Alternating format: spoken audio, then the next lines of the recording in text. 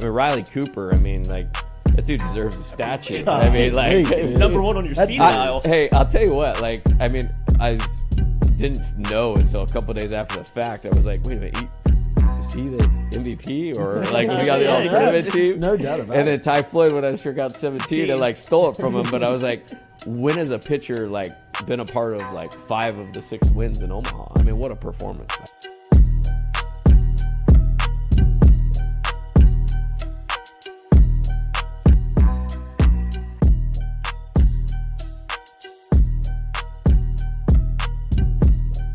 Coach, it's great to meet you. Thanks, Jordy. Thank you for the time. Yes, sir.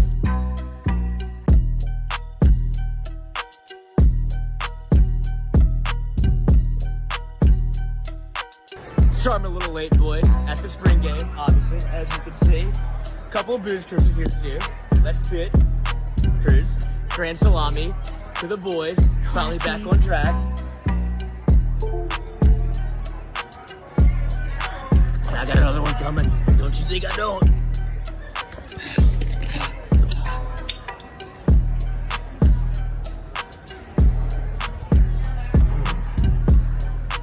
And that's how we roll in Tiger Stadium. Just watching the spring games that were on television, one thing that jumped out about your squad is your quarterback room is very talented compared to a lot of the league and a lot of the country.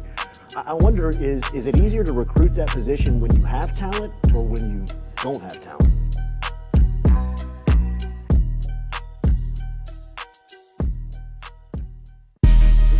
Coach Kelly, we're official. Finally, I'm get a telling chance to meet you. Thought I had to get a private audience with the Pope. There's Jordy. Monday through Friday from 7 to 9. Yeah, you see the notification, we about to go live. We got all your favorite guests, we got them in line. It's the Jordy Culotta Show, come have a good time. Tearing up, answering the question, I thought, my God, if Chica is offered this job, she's going to take it. It's just a crazy, fun time at LSU right now. Isn't this what everybody loves? From the boot to the east to the west coast, no matter where we at, we open up the phone lines, come and join the show. Make sure you tell your friends about Jordy Culotta Show, yeah. Let's go! Let's go! All right. Big start. Big day. Nice start. It's the Jordy Culotta Show, come have a good time. Coach, it's great to meet you. Thanks, Jordy. Thank you for the time.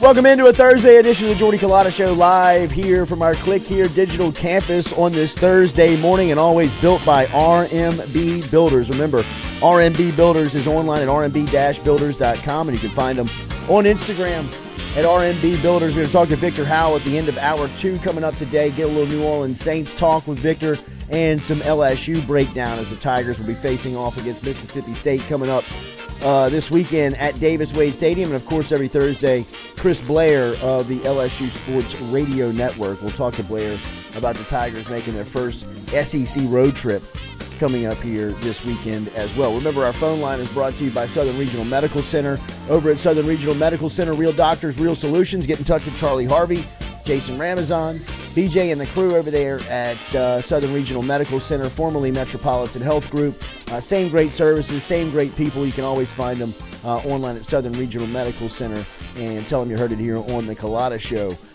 Give us a like share, comment, interact with us here live on this Thursday. Remember, we're trying to get to 100 likes an hour. So if you don't mind, if you're in here and you're just watching, or if you come back and you are watching on demand, you can still like the show as well. So make sure and hit that like button for us, and we greatly appreciate that. Lloyd is here. Stewie is here on a football game week as the Tigers get ready for Mississippi State coming up. State, baby. This Saturday. That's right. Go Dogs. Go Dogs. It's going to be Davis Wade. They announced last night, Mississippi State. I saw that the athletic director announced that they are a hard sellout.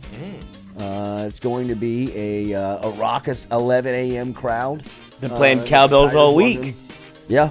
LSU, Brian Kelly speaking with the media yesterday. We will listen or react to some of what Coach Kelly had to say. Monday. Yeah. No bites. We did. I think he speaks today. Yeah, he had the SEC SEC teleconference. Yeah, they don't put those on the TV. Yeah, but we had some of the comments from it, right? Oh, comments for sure, but we don't know audio. No audio. Right. Nothing to pull from. I used to have to sit through those at the. Me too. And you're just. It's one of the most awkward things you can be a part of when you're not actively participating, and you can kind of make some judgments real quick about some people and their life skills on the phone. When they're calling in, it's like, this is very awkward. Your dating life probably isn't going great. Well, I mean, like you're tapped into like the media from the conference, right? Like it is. It feels very stuffy in there to not even is. be there. It feels like I'm in the room and I'm not in the room. Get the mute button. It's. I mean, it gets pretty weird pretty quick. Zoom call me. It's actually don't. All right, so we're going to talk to Shay. Usually Shay's here on Thursday. We're going to actually move him to a Friday. Shay's going to be here tomorrow. The Shay Shuffle. Talking to us. So we will have some recruiting information as LSU is got some recruiting news that we'll be talking about with Shay, including one of their 5-star commitments, LSU's, on the road this weekend visiting Texas in Decordian Moore, the big 5-star wide receiver out of Duncanville, who's making a visit. But Brian Kelly yesterday on the SEC teleconference was speaking a little bit, including about preparing and handling this atmosphere of cowbells. And he said he's got his managers working the cowbell all throughout the week. But he said, look, if you get used to it during the week of practice, it then becomes your job to make sure that they're not as active in the game by playing well. So certainly early in the game, we expect a really enthusiastic crowd, and it'll be up to our play to manage that. But then again, I think you have to prepare for the eventual silent counts and things of that nature. But now it's the first time that Kelly's speaking from his point of view. As he said, I've gone into that environment with the cowbells. You forget that Brian Kelly still has yet to see every road venue in the league here in his second season. Obviously, last year with LSU hosting the Mississippi schools, he'll make his first time to Starkville this weekend, to Davis Wade. He'll have his first cowbell, kind of introduction to being able and trying to manage a game in that atmosphere. It's different than anything you've ever been in college football. I mean, it's just, it really is. I mean, it kind of sits in a league by itself just because of what is, the atmosphere of the cowbells and, the communication and, some of the times where it's nearly impossible to hear in there. I used to talk to Gordy Rush about this all the time. We would ask him, about stadiums in the offseason as he was working the sideline for LSU Sports Radio, and still does. And he would always say, when just talking about like a noise, the loud, the venue, that nothing really is close to Davis Wade. And it's just because of its 3.5 hours of bells ringing. I mean, like, Jesus. It's just, say that out loud. Sounds like 3.5 hours of headaches. I mean, that's what he said. He was like, you take a couple of ibuprofen before you go in there, you have earplugs in. I mean, it's just, you try to do everything you can to drown out the noise as much as possible, but you can't. That thing could get ruckus. It's like a papal state in there. The church bells are always ringing. It's I mean, even through the TV. Yeah. Oh, it's one of the few games that you just I can hear it right now. Yeah, yes. I can hear it right now. I can guarantee a few things in life, very few things in life. One of which is I'll never go to that stadium. Yeah, because of that, I have no reason to want to be there. I have no urge. Like from Mississippi State fans' perspective, they love it. I don't know how you sign up for that every Saturday at home when you're like, can't wait to walk in and do this. I guess there's some attraction to. Can't wait to walk in and ring my cowbell. Like they probably ring them in the morning on Saturday on game day. You wake up to it, it's like pots and pans. It's like Orgeron in the office. Jesus. Banging the drum. Yeah, like I didn't sign up for One this. team. Yeah, where'd you get that? But I just couldn't imagine that being in that environment. And my second question is, how did that get grandfathered in? It was a great debate. I mean, like I remember it being because the artificial noisemaker, like that was the rule, you know. And you were like, how did this skate? Tell that to the Van Whistler. It seems like it would be on like list one of what's not allowed. Like, all right, we got to get those out of here, just because. Not even that it's a home field advantage, really, but just how obnoxious it is. Well, it is called Moose State, you know. Yeah, they got I get cowbells. I get the connection. I get it. But maybe you could just like pregame and then you got to put them in a bucket. Yeah, dial that thing down. Put it on airplane mode. Send the collection box around. Yeah, but I remember it being like one of the debated storylines at SEC Network.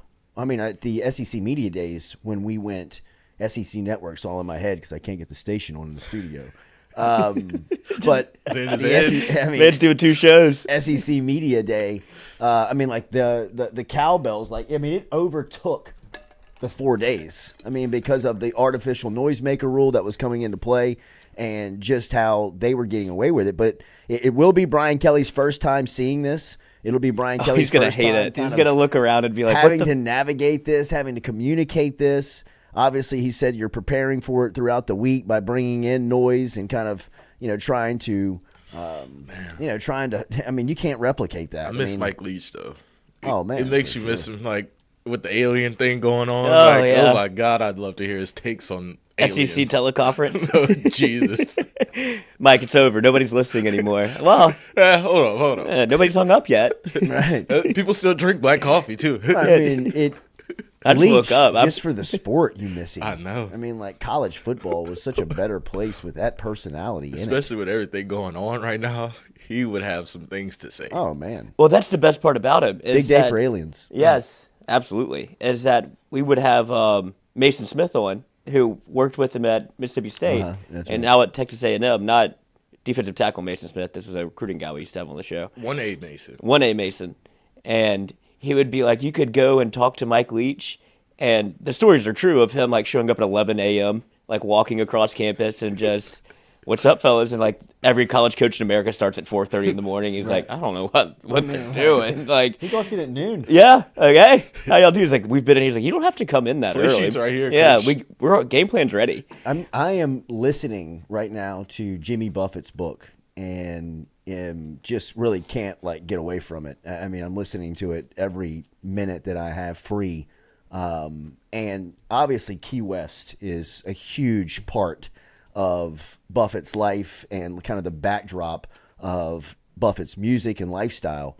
And, Buffett was one of like kind of the first people to really kind of get down to Key West. He was there like the early 70s when it was just, a couple of shacks and the beach.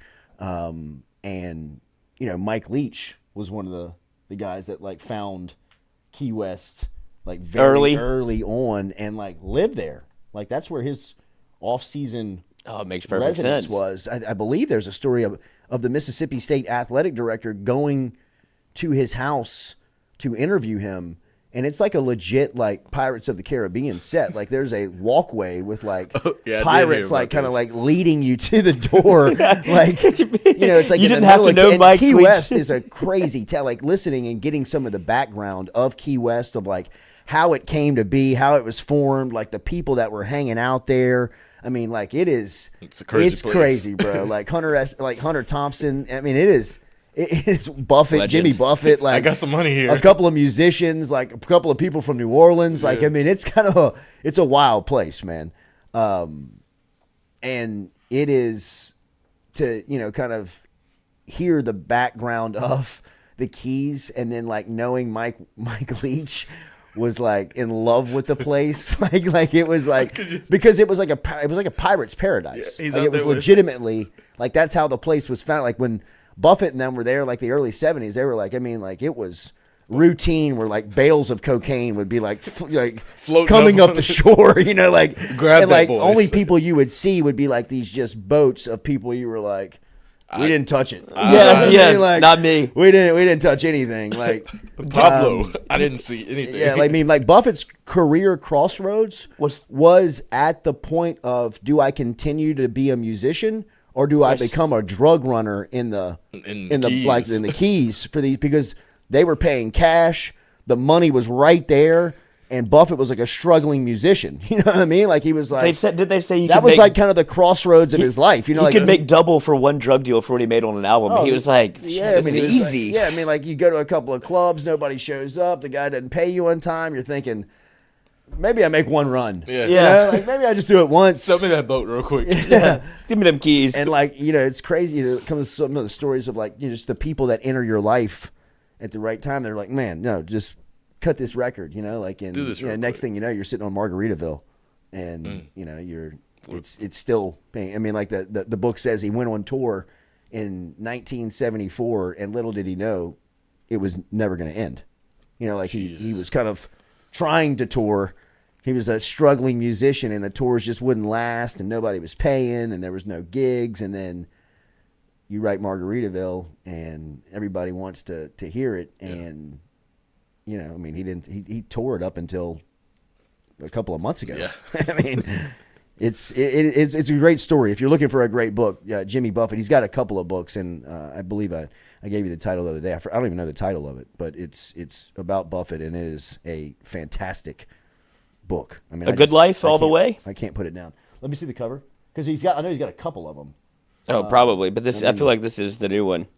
I mean, it's a biography. But and then there's another story I heard where he got held up. I don't know if it was in Colombia or if it was with some people that were dealing in marijuana, but they tried to hold up Jimmy Buffett. Then they realized it was Jimmy Buffett. Like, this is on the when he was famous, and they were like apologetic. They're like, "Oh God, no, we love Jimmy Buffett." And instead of like making it a big deal, he wrote a song about it. It became like a hit.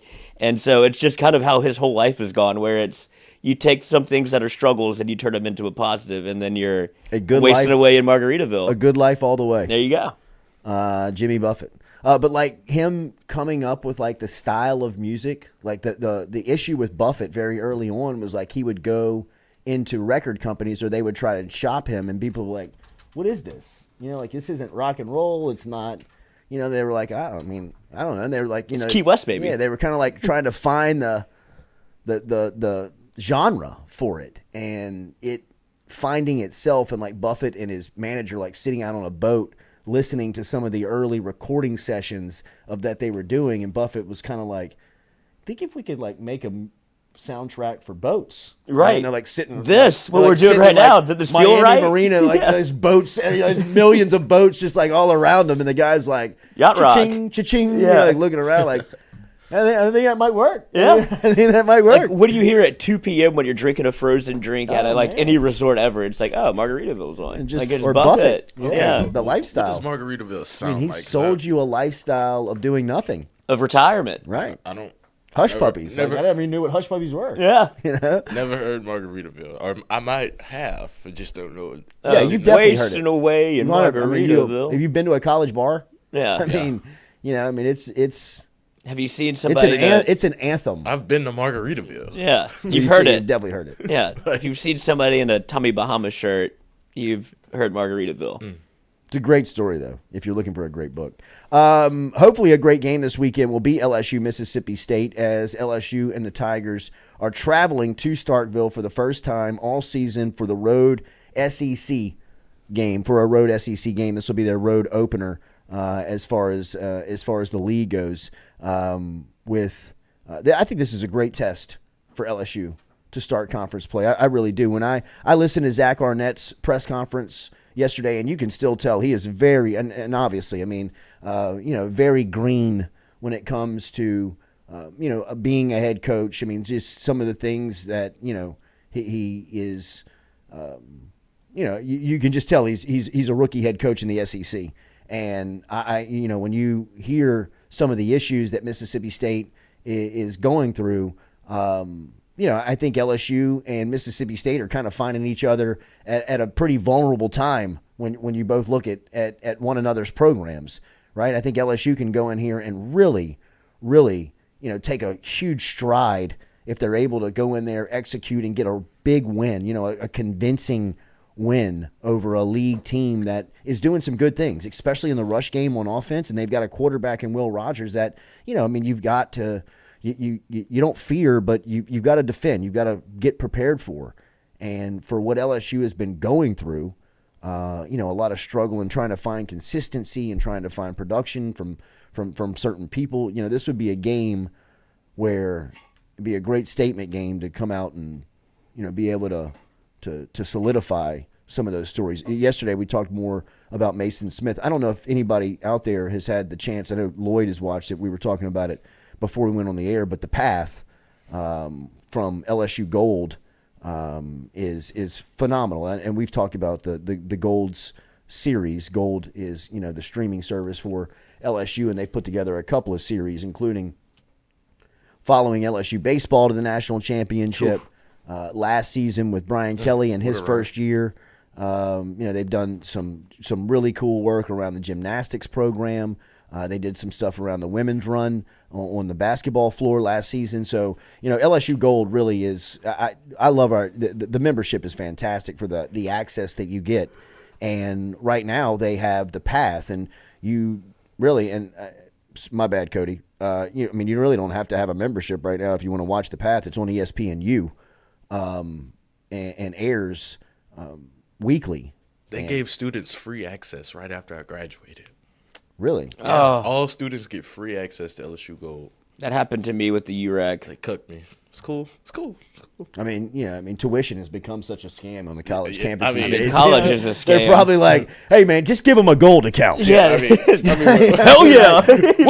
What's the $8 a month? Yeah. Killing them on the overhead, but hey, give them something. Jay Johnson, buy the kids some Jay Johnson, buy the kids some tickets. Like, all right, I'll stay in school. They give me free tickets to the game. That $1 million donation that BK made last summer was just like, yeah, give him a Gold. Give him some free content. Go to class. But a great behind the scenes access look, and some of the things that you see. I mean, look, a lot of it you can take away a lot of what we talk about. Kind of in the lead up. I mean, the access that they give you, they're talking a lot about the similar things, right? I mean, the most impressive part I thought, or the part that really stuck out to me of this week's episode, kind of outline the Mason Smith story, which is just heartbreaking, really, to hear from Mason Smith's point of view. Just hearing what that is like from the first hand. I think we all, I was in the Dome that night. I know a lot of people were in the Dome that night. It was pretty instant that you knew he was in a bad place. Right when, he kind of laid on the ground. This Mickey Collins, who is a trainer and a part of the LSU staff, her input, her presence around Mason Smith on this LSU Gold latest series is pretty cool. The relationship that they have. But hearing Mason Smith kind of tell a story about, just the buildup of that season, that day, the injury, how it happened, and just kind of everything afterward, you can still feel like, there's a lot of debris left over with Mason Smith, and you see that in the Gold series, like the mental hurdle that he's still trying to leap over. And if I'm being honest about watching Mason Smith, and that was my takeaway of kind of watching in Gold, he's still out of shape. And in fact, Brian Kelly mentioned that yesterday when he was talking about John Emery returning. And he said one of the concerns that he's not going to have with John Emery coming back is, kind of the physical shape, the getting in shape part that Mason Smith has had to go through coming off of an injury, going through fall camp and getting banged up again with an ankle and having to rehab it. It's still kind of left him trying to keep up and get back into shape, and you can see that on the show. Like, he's still really trying to work himself back into game shape, and mentally there's still some residue of that injury. And, you know, I mean, we kind of forget how recent it was. You know, I mean, it feels just forever over ago. a year. It does feel like forever ago. And then, you know, I think you live through a football season. You go through all that emotion. You go through the off season, the spring, and an injury that happened, you know, at the front end and the legit front end of last season. I mean, the first defensive drive, he goes down, and you live through a football season and everything. It does kind of go to the back of your mind, right? I mean, it's kind of like that's a long time ago, Right. you know, and then to see where he is kind of trying to fight back and get back, he knows, and that's the one thing about the Gold Series that's phenomenal. I mean, it's all like real time. Like the content that we're seeing today was probably shot 2 days ago.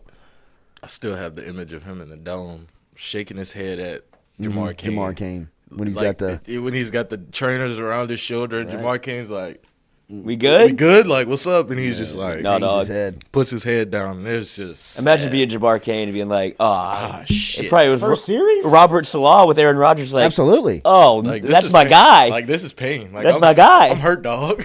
Wingo. About to get, I know we said 30 snaps, about to get 70. You ready? Like, mm-hmm. J-Roy, get ready. Yeah. Defense up.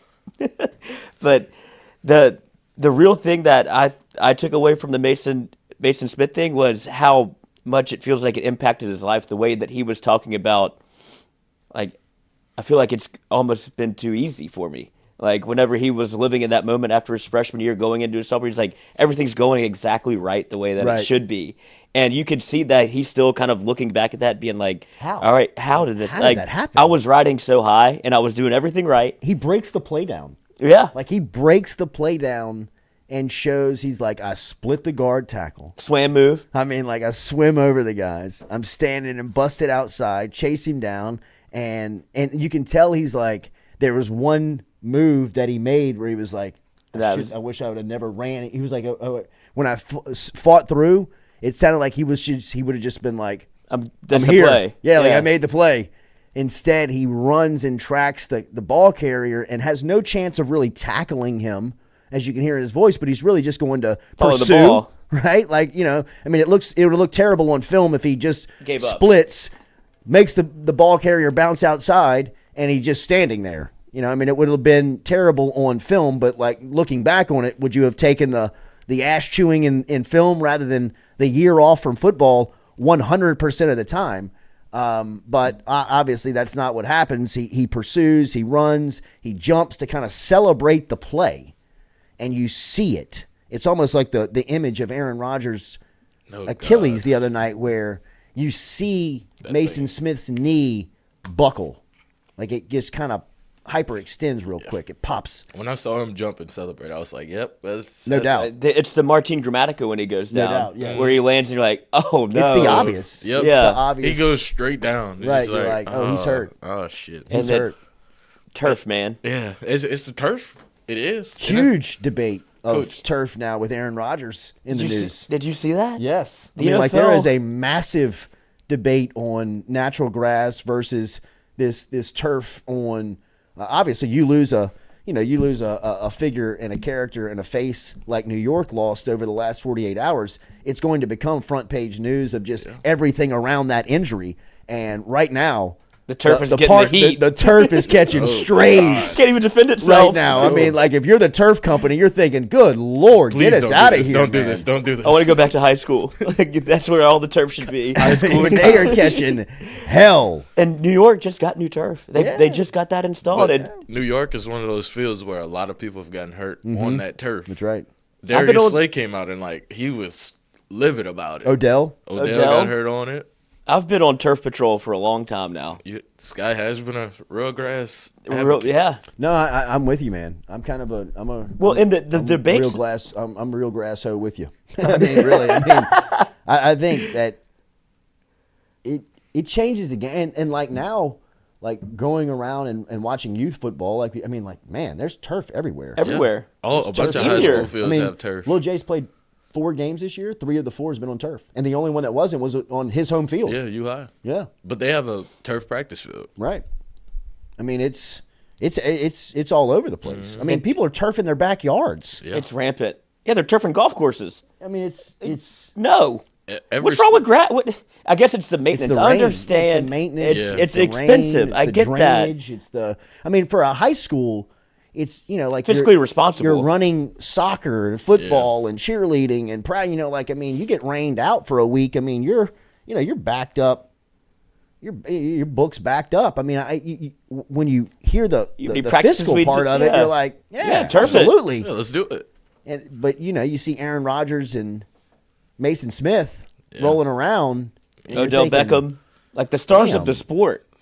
And that's what and the bigger debate and why I think this is becoming like this might actually happen within the next 3 to 5 years, however long it takes for them to figure it out. But they're already rolling in grass for soccer. Like MLS plays every game on grass. Yeah, but I think that's got to be geographical, right? I mean, like that you can't do what Arizona does in South Louisiana with their turf. Right? Doesn't Arizona roll the grass they out? They grow the grass outside. And then they roll it back in. But they had some issues in the Super Bowl with that. Yeah, but that was the NFL that did that. Yeah, the NFL NFL comes in and takes over Arizona's Sodfather. Right? And they brought in some dude, like some scientist that they had been grooming for 2 years. He gets in there and makes it an ice rink. Yeah. Yeah, the one where the Super Bowl last year was the Sodfather. They brought him in for where was the Super Bowl? That was in Arizona, wasn't it? Was it Arizona? Yeah, he came in and he's like an 85-year-old that's been doing grass forever, and he made it too. Patrick Mahomes is ice skating. Yeah, he made it too good, and so it was too natural, and so people were slipping all over the place, and then the Eagles couldn't get a pass rush because. Slipping all over the place, but nobody got hurt. That was unreal. That was like the $20 billion business. Your biggest day. Biggest literally, game of the year. Your Super Bowl. Grass looked great. I mean, like grass did look good. Oh, it looked beautiful. Yeah, it was great on TV. But that's what they care about. But I mean, it looked good on TV. Never been greener. That's the thing with the turf. Like, it looks good on TV. Yeah, and it's so easy. But I would love to see wake me up when there is natural grass inside the Superdome. I mean, like you. How? Where? There's no way. There's not even there's barely a park in New Orleans. J.K. Dobbins did tear his Achilles, and they were on grass. Well, look, of course. I mean, that's football. Injury is going to happen in football. I mean, like it's the stats stats are overwhelming. You can make as many rules as you want to protect people in football. It's still physical, and it's still going to cause injury. It doesn't matter if you play it in a parking lot, on turf, or on grass. I mean, like, it's still going to have repercussions that physically are going to beat you up. But when you look at the data of what's happening on turf, it's bad. It's got to be overwhelming. I mean, like, I don't have the number sitting in front of me, but I mean, it's got to be from just a ratio standpoint, where the percentage just goes up exponentially on I mean, like, you think back on some of the, like the Dome in the 80s, that was legitimate carpet over cement. Like Harvey Williams, the running back, for LSU, who tore his knee I believe this was in 87 in the Dome. You go back and like look at that, it is legitimate, like playing in your living room. Oh, it's concrete under there. Right underneath it. 100%. Right underneath it. That's why they used to have, like, now they can wear turf tape. It used to be the rubber pads because they were bouncing off of concrete. You're like, you hit your head on that thing and you're like. I mean, you get hit by Ricky Jackson. Yeah. You get slammed down to the ground. Home field advantage. Like, I think he's dead. Boy, I didn't know you were in the NFLPA.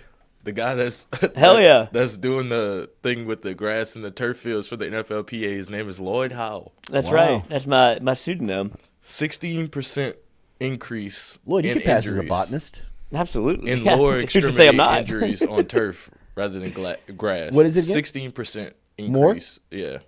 I mean, it's probably more than that. And if you want to talk about J.K. Dobbins, the man he's broken his leg, ACL tear, football, LCL tear, and now hamstring tear, and now an Achilles tear, which makes you kind of scared for Mason Smith when you go ACL straight to an ankle injury. Mm-hmm. All the body, it's called big dude kinesiology. Yeah. It is all connected. Big dude. He is a big dude. Remember, Daily, we were brought to you by Hughes Mechanical Air Condition, Hughes Mechanical AC, serving all of South Louisiana, located in Zachary, and can help you today just by logging online to hughesmechanical.net, hughesmechanical.net, and they can help you today with residential or commercial services. You can dial them up, 225-658-2147. They are a trusted Daikin dealer over at Hughes Mechanical. Get in touch with them where they can serve you throughout South Louisiana. Remember, no matter where you are, if you're in Lafayette, along the I-10 corridor, Baton Rouge, New Orleans, North Shore, all along the I-10 corridor of South Louisiana, Hughes Mechanical can help you today. HughesMechanical.net, residential and commercial HVAC services available for you. A trusted Daikin dealer with a fantastic warranty over at Hughes Mechanical. Find out about them today online at HughesMechanical.net. HughesMechanical.net online. We also mentioned, or Brian Kelly mentioned, that John Emery was going to be back and going to be a full go, and not as much on Emery. I'd be surprised if he was really used and featured this weekend, especially after what Logan Diggs did last weekend. So would you go over under 10 carries? For John Emery? Mm-hmm. Way under. Like 5? I would say under 5. I look at the way that Brian Kelly manages, playing time, mm-hmm. and there's obviously a premium of doing things right. Yeah. Especially like you dip in and watch these Gold series. That his big deal is like energy, is like connectivity, is like being on the same page.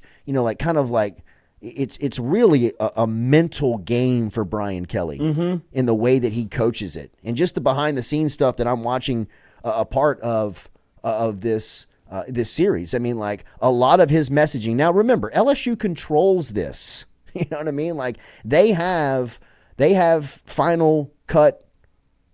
They're the ones making the judgment on final cut. So they're the ones telling the story. But if you dip into a college football program for a week leading up to the game, there's just some stuff you're not going to be able to hide. I mean, there's some stuff that if you're trying to produce a great product, which the Path is a fantastic product, the access, the personalities, the production, I mean, all of it is really good. And if they're trying to make a good product, they know that they have to, you got to create a storyline each week. And if you perform like LSU did in the opening week of the season, there's obviously going to be a lot of intensity to pick that up in week 2. And there is. I mean, there's a true, like, real intense push around getting it right. I think I said earlier that the content was like real time, could have been shot 2 days ago. Shot last week. It's like the buildup of Grambling, like is what you're watching, in this week's series. You're watching the Grambling build up. Next week, you'll be watching the Mississippi State build up. Hard Knocks. It's exactly like Hard Knocks. Yeah. It's exactly like Hard Knocks. I like the perk. Lock in. Mm-hmm. Like, lock in, everybody. Like, let's get it. He's yearning for something to happen. Is. Like, he's like, itching. Yeah, man. He's trying to break out of his skin. I mean, you can feel him. I mean, he's like, it's time. Ready. Yeah. Like, I'm ready to explode. I mean, come on. Let's get this thing right. I mean, those are the good things that you see when you look in there. I mean, some of the messaging I thought I think, I don't know if we said this earlier, but I thought that the most powerful part of the second episode last night was when Brian Kelly just looks in the room and he's like, we're looking for dogs. We're looking for people who want to compete.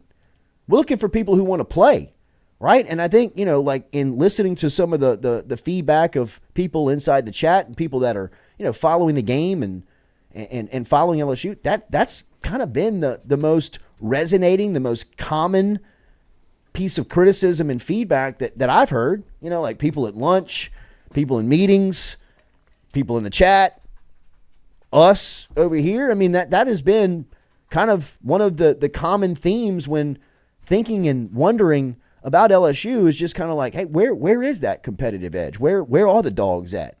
Where is that dude? Where are the dudes? And to hear Brian Kelly, kind of in the walls, looking at them in the eyes, saying, we're looking for dogs. Somebody needs to step up. Is, like, all right. That's, it's great to hear that's being preached with inside the walls. And that's where I think you get the frustration with Perkins. Like, I wouldn't even say he's trying to fire anybody up. He's trying to send a message. Like, where is everybody at? Like, why aren't y'all on my level? Why isn't everybody here? Yeah, where you at? Like, and that's what you can feel with those types of players, because you watch at LSU Gold. He says, like Brian Kelly, who goes from preaching like this, this mentality and this method, and like, I need to see consistency and effort, to quick cut to week 2. He's like, I need some dogs. Mm-hmm. Like, all right, but preseason's over. Whatever happened in week 1, like whatever mentality y'all had or thought you had, y'all ain't that. So I need some dogs. And then quick cut to Denver Harris on the field. Yeah, it's like, okay, I get the message. Like, even me as a viewer is like, okay, that's what he's been preaching. Because found him a dog. You can see him almost talking to the team, like, but to Denver Harris. Or it's like when he's talking about preaching about consistency and effort and all of these things that he needs to see, and then it becomes, do it the LSU way. Mm-hmm. I need some dogs. And you got them. Open up the kennel. Let them out. Let them run. Because you got them. Same thing with Harold Perkins. Put them on the edge. Let them go play their game. Like, you can overcoach in a sense. Absolutely. Which it felt like he I kind of think that they almost admitted this week that they did. Yeah, they're owning it, which is you have to give them credit for, because there's so many staffs in the past that would double down on it, be like, y'all aren't in here, y'all don't know. Mm-hmm. Yeah, well, look, job security will do that for you. Absolutely. 10-year contract will do that for you. You know, a high buyout. But I'm not saying that's not who he is by any means. But, you know, I mean, look, there's you can't run from this. No. You know what I mean? This is a 10-year pressure cooker. Absolutely. You're 2 years into a 10-year project. You know, I mean, like, it's just, it hadn't even started to bubble. You know what I mean? Like, it's not even started to. There's not even water in the pot. Right. So I think that when you look at the overall sense of the program, there is a true, you can feel kind of like desperation of, this is going to get right. You know, like, this is, there is a person in charge that's going to get it right. You know, I think, you know, people's timelines, including this show, was maybe a little off on when that was going to start. You know, I mean, like, not that it's not underway, just the timeline to get there. Yeah, the dominant is maybe not going to be as, they're going to have some growing pains with this team. Absolutely. Right? But I think what you said about like a 10-year contract or job security can go both ways. It could have him or any coach in this scenario double down on what he thinks he's doing right and be like, I'm untouchable. Or it lets you be very open and honest with like the process. Recognize. Exactly. Like, it's okay for me to recognize this because I'll be able to fix it, and there's no point in me lying about it. You got to imagine, man, 35 years in any trade, anybody out there that has put that type of time, commitment, and just effort into whatever it is you do out there. If you've got 30, 35 years experience at something at your job and you have not been to the mountaintop, you've not experienced it, but you've flirted with it, you've been close, you've tasted, you've smelt it, you've been right there, and you're compensated as someone within the trade and industry that is a high performer. I got to imagine that Brian Kelly looks at this opportunity and says, this is my Camelot. This is where we have to win. This is where I have to put the rings on the resume. So when I sit back 15, 20 years from now and just kind of look at the whole thing and the whole ride, you can have it all, right? Like, you can have all of the conference titles and the Notre Dame experience and the BCS game title and the playoffs and the Final Four and ultimately getting to the SEC and there winning championships, right? Like, that's what, when I look at Brian Kelly and hear him talk and now kind of getting a look behind the scenes in watching this for the second season on Gold. Last year, the first season, I mean, it was not rah-rah, but it was new guy. You know, I mean, it was kind of like everybody's like kind of figuring each other out, right? They're just kind of feeling each other out. Now it's established and, you know, I mean, it's you know who everybody's dealing with. And he has his protocols in place now. You can tell, like, even when he walks into the room, it's very like call and response. And he expects that, like, you can tell that's been coached into them to, how we doing? Good. Yeah. You know, it's all of that to where, and there's nothing wrong with establishing structure just because you know how to start every day, which is a lot, that's very, like, military, like, militaristic in the sense of, like, wake up, make your bed, do all these things, so you know what you're doing every day. Base. Right, it's a discipline thing, because if you don't do it, I could guarantee you he walks out the room and walks back in and gets another, like, all right, that wasn't good enough. Like, that's something, that's a coaching thing. And it may be a little bit of ego, which I imagine everyone has, but that's just something that they do every day to be able to make sure that you're starting your day like, all right, we did that, check it off the list, now we're on to the meeting. And now, like, it makes sure that everybody's up and attentive, and now you're listening to me, and he just wants his message to get across. Yeah. So I see what he's doing with the team, and it's still building. Like, that's what I'm getting from at least 2 episodes into LSU Gold, that he doesn't consider it, it's not a finished product the way that the fans want it to be, but he knows that this isn't a 2-year deal. He also yesterday confirmed a story that I believe we all were aware about. I don't think that it was obviously it was not confirmed ever by the university until yesterday. But J.K. Johnson, who was a transfer defensive back that LSU got out of the transfer portal in the offseason, fractured his is it ankle? Is it I guess his ankle or foot? Yeah. But he was speaking yesterday and said that he had surgery and that it was going to be successful, or that it was successful, and any chance of getting him back would be sometime in December. So so I think that's what they're looking at right now. He said J.K. has a fracture that's got to get set. That looks to be a long-term situation that he's going to be out. J.K. Johnson was one of those guys early on in camp when you were just kind of asking and kind of curious about who was standing out. His name kept popping up. I think he was going to be a starter. It sounded like he was definitely going to be a starter at cornerback. Right. So, obviously a big hit. And hopefully a guy that you can get back. And, one of the stories or one of the things that we were talking about as a staff before the show is that, LSU has a real opportunity to make a run at some of these guys that may, when you think of them, you think of when they signed and you just kind of labeled them 3-year players, right? I would put like Brian Thomas and Mason Smith in that category. And Mason Smith, look, he still has a great opportunity to make a run, show that he's healthy, and really kind of insert himself into discussion of being a first-round pick.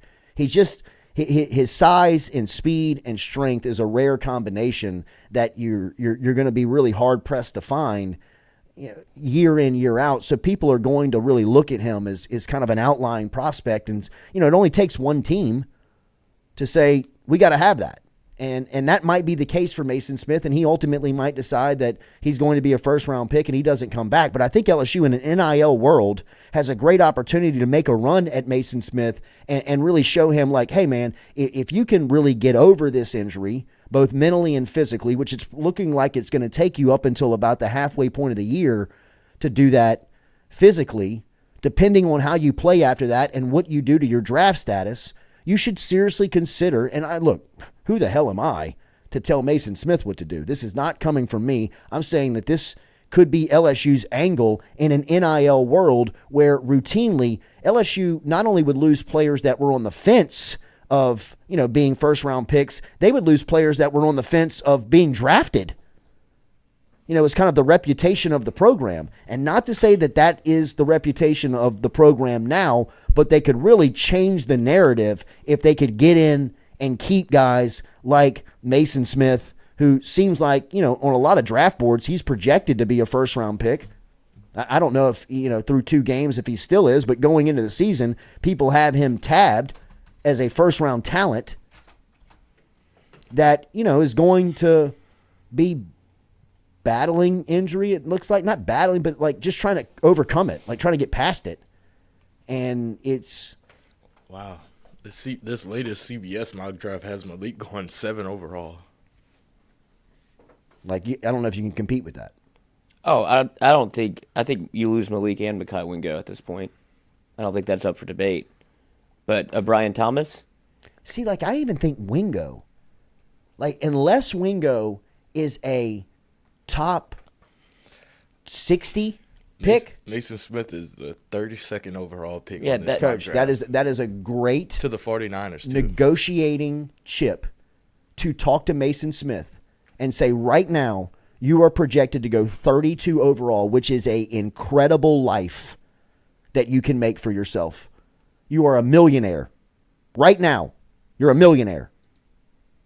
But if you come back, you could change the life of your grandkids and become a top 10 pick, show the whole college football world that you're healthy. And oh, by the way, we're going to cut you a deal and get you a deal for X amount. Mm-hmm. And you spend, and look, this is where LSU spends NIL.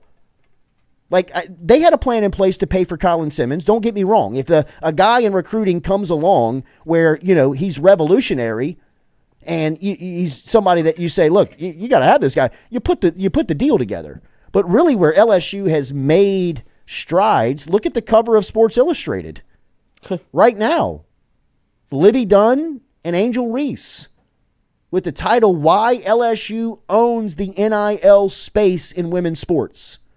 What a marketing tool that is, right? But what the narrative says is that LSU really pays their on-campus athletes. No bigger campus athlete next season than Mason Smith. And right now, if he's projected at 32, I'm not saying that Mason Smith can't move that number up for the next 10 weeks. He could possibly go from 32 to 10. $28 million is the difference between the top pick and the 32nd pick. There you go. And if you want to play that game with Mason Smith, that would be an indication of your season. If he moves himself into the top 10, yes. LSU defense pretty much got it figured out. Absolutely. And then go. Not only that, LSU for their own calls is desperate for defensive linemen next year. Yeah. Like if Mason Smith would come back, that would cover up a lot of misses in recruiting. So, I mean, it's in LSU's best interest to try and put together a pitch for him that says, hey, look, we're going to make it worth your while to come back. We got people going to class for you. We got money for you. We got car for you. We got everything ready for you. And whatever else you need. Make it strictly about football. Make him a pro. Right. Make him a pro. Right? You're going to play for the LSU Tigers that are, a part of the SEC West, that you are being compensated like you're in the NFC South. And I would do the same thing to Brian Thomas, because there's got to be pro scouts looking at Brian Thomas thinking, drooling. We are going to steal this kid. Mm-hmm. Let him flirt with the draft and watch how many games they play around Brian Thomas. Or you're LSU and say, hey, BT, come back to campus for 1 year. Move that draft stock as a projected mid-late second rounder, somewhere in there, and make yourself a bona fide top first-round pick, somebody's number one selection, and change your life. And, oh, by the way, here's X amount. Yep. Looking at another mock draft, Mekhi Wingo is the 32nd overall pick. There you go, Coach. LSU has a great negotiating great negotiating seat to start the conversation and say, fellas, you're the nucleus of this team. And right now you are projected at being late to early first, second round picks. That is really good money. That is a life that a lot of people would sign up for today. What I'm trying to offer you is a better life that you can earn over the next 365 days just by coming back. You put cash in your pocket, you improve your draft stock, you make the football team better, you give yourself a chance to be a part of a championship program, or at least a lot of success from a team standpoint, and you get more money along the way. This is where LSU, in my opinion, they got to win those offseason conversations like they have been doing. They've been very impressive with their retention. I think one of the positive parts around Brian Kelly's program is, man, nobody really leaves. Nobody really transfers. You're getting people in.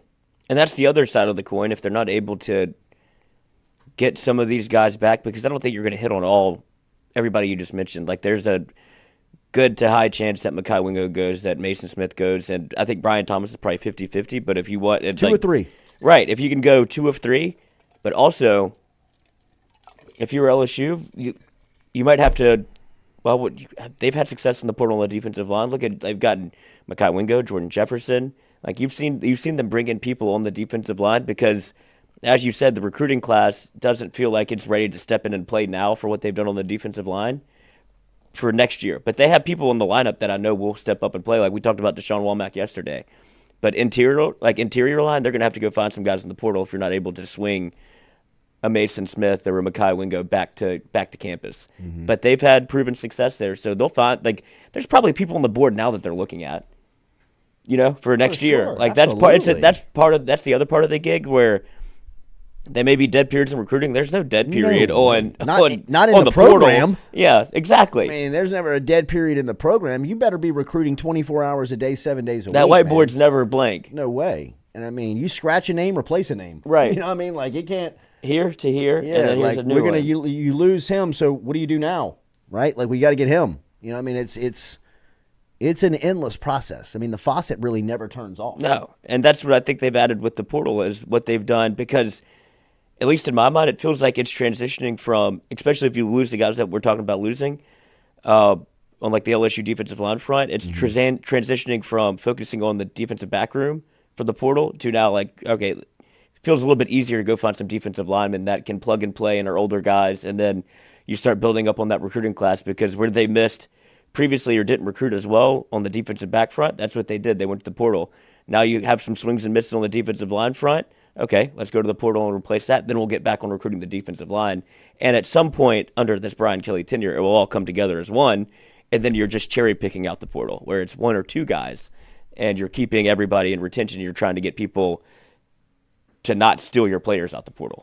And that's where LSU wants to be, I would imagine, is do it the natural way as opposed to this plug-and-play way. But it's a blessing to have it if you're an LSU fan where it feels like your season's never really shot because people forget, what did Brian Kelly take over? Oh, my gosh. I mean, it 38 players? Was it 37 players? Who was playing quarterback against Kansas State? John Trey Kirkland. He hadn't played quarterback since high school. Who did he hit on that long? Was it Chris Hilton? It was Chris Hilton. Chris Hilton. As we went into the night, Chris Hilton into the night. That was a nice little of optimism. Like, oh, he could run. Yeah. Next year, 17 can run. Poor Brian Kelly in the booth was just like, oh God, I need to leave actually and start doing some work. So I gotta go. Yeah, he was on the phone the whole time like, oh God. You got a vomit bag? Yeah, I knew it was bad, but I got to get these recruits in before signing day. Yeah, it looked like I was watching a 1A high school state championship. Oof. Still 35 players on the field. Brutal. Still signed a top 5 class. Yeah. That's what I'm saying. It's the power of the brand. Mm-hmm. I mean, I'm not saying that, they did great work. Yeah. I mean, they did an incredible job of bringing them in. But, I mean, still, you're shopping something that everybody really wants. You're selling playing time at LSU. Yeah. You know what I mean? It's like that's why I can't believe how much they miss on defensive back. Yeah, it's like you're selling, like, who wouldn't want to be a part of that room? You just take the official visit and walk into the defensive back room, and the images on the wall are just like, oh my God. Can I get on the wall? Like we don't even. We got room for you. Like I was in there a couple weeks ago, and like you don't even think like Greg Jackson, the '80s All Pro. Played with the New York Giants, Philadelphia Eagles, was all SEC. Was a guy that would knock your head off in the defensive back. Like you think about some of these guys that have walked through that room, and then you start going down the list of Corey Webster and Travis Daniels and LaRon Landry and Jesse Daniels, Eric Reed, Chad Tyrann Jones. Mathieu, Pat Peterson, Morris Claiborne. Ron Brooks, Daryl Simon. Greedy Williams. Grant Delpit. Delpit's getting his foot. Derek Stingley. Delpit looked good on Sunday. He looks great. Christian He looks Fulton. Fantastic. Christian Fulton's struggling right now. Yeah, but at times third year in the league. He's paid like a premier corner in the league. Titans love him too. Yeah, they got to. At times he's been shut down. Yeah. Kevin Tolliver II. Oh, jeez. He's my guy. What a guy. Rashad Robinson. Rashad Robinson. Bring him back. Bring back Mike the Evans. Yeah, locked him down. Mike Evans still having nightmares Hell about of a Rashad sell for Robinson. Mike Evans that night. Both of them did. Didn't both of them have their time in the sun with Mike Evans? Mm-hmm. Both Rashad Robinson and Terrence Tolliver and Kevin Tolliver. And Kevin Tolliver. I definitely remember Rashad Robinson. In the rain, with the sleeves. Put him in hell. Put him in hell. Like, he was committing personal fouls because Rashad was locking him up. He needs to sign a one-day every Sunday and go guard Mike Evans for whatever team is playing him. And he would quit. He'd retire. It's like Marshawn Lattimore. Yes. Just in his dome. Trey White. White. Oh, my goodness. Trey White might be the steadiest, the best. Ryan Volk, thank you. Yes. But that goes to show the depth of what you're talking about. Papa Craig. Well, that's why I just 5-star. I can't believe you can't Get Sell that dude. Yeah. Like, how does Desmond Ricks leave you in the altar? I mean, Well, that's the flip side of NIL, right? yeah, I think that's Yeah, but I mean, like, what did it come down to? I mean, like, Is he playing? I haven't seen him. no. He'd be playing at LSU. They play What would he be Arnold. playing? They play Arnold and Kool-Aid McKinstry, and Arnold is bad. Like he had probably He's been struggling. 5 pass interference against Texas. Well, hold him. I mean, they were grab going right him. at him. Yeah, and they were going right shots at him. I mean, they went Explosive. at Kool-Aid too. They were catching it over his head too. I mean, Texas's personnel was better than Alabama at certain spots. I mean, this was like LSU, Florida State, Texas, Alabama. LSU was not winning one-on-ones that they usually win. Alabama was not winning one-on-ones that they usually win. And not only were they not winning them, they were getting pummeled. Yeah, they were getting like punished. LSU was. Same thing. LSU getting run over, stiff-armed, blocked down the field. Same thing that was happening to Alabama. I mean, it was just rare to see the SEC teams not have the dominant players. Yeah. Oh, it's a little bit of you stay in the fight long enough, and it's like, oh, Superman can bleed, especially like against an Alabama team where Texas started to believe, like, oh, we're better than they are. I think they started to believe when the receiver caught the ball on the sideline and the Alabama safety comes through with it, like he tries to kill him. Hits him on the shoulder pad, and you would think like in the past it would probably be like the major right Florida hit. Him would get knocked through the sideline. He hits him and he just bounces off, goes for a first down. It's like, damn, like we don't have it no more, coach. I think we're good. Let's go sit down. Go Roof. Remember our friends over at Go Roof online at GEAUXroof.com. A beautiful roof every single time. They are roofing contractors right here in Baton Rouge, but serving all of South Louisiana. You can count on Go Roof for roof repair, roof installation, and roof maintenance. Online at GEAUXroof.com or call them 225-927-8300. However you get to them, you can request a free quote today. They will get over, jump on the roof for you, tell you what's going on. They'll work directly with the insurance company to take the headaches away from you. Over 15 years of experience, licensed and insured. They handle residential roofing, commercial roofing, and all of your roof repairs over at Go Roof. GEAUXroof.com, GEAUXroof.com. A beautiful roof every single time. Call the boys today and get that 2-year free workmanship guarantee that they bring in with all new roof installations over at Go Roof. Online, GEAUXroof.com, and the phone number is 225-927-8300 if you want to holler at them today. We appreciate you. Oh, and Lloyd talks about NIL. The receiver from Texas, he played at Georgia. A.D. Mitchell. Mm-hmm. He was Georgia's best receiver the last 2 years. He scored a natty. Yeah, he scored the last 2 years in the natty. Won back-to-back natties. And then he goes to Texas. You want to talk about NIL? We got cats that can't get a waiver.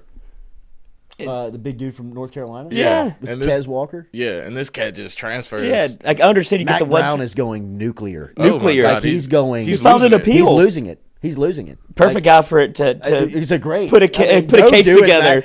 How many coaches are sitting back in their office thinking, "Go get him, Mac"? Yes. Like go ahead and fight this fight for us, Mac. Got a top dog. Yeah. I mean, send this cowboy in there, bro. Like go wreck this place, man. I remember what y'all did for me in Texas in 2006. That's now, right. don't you forget? Right. I know where the bodies are buried. That's right. Yeah, Mac, go open it up. Go open the closet on him, Mac. Let all the skeletons Pop the fall trunk. out. Jeez. I mean, he is going nuclear.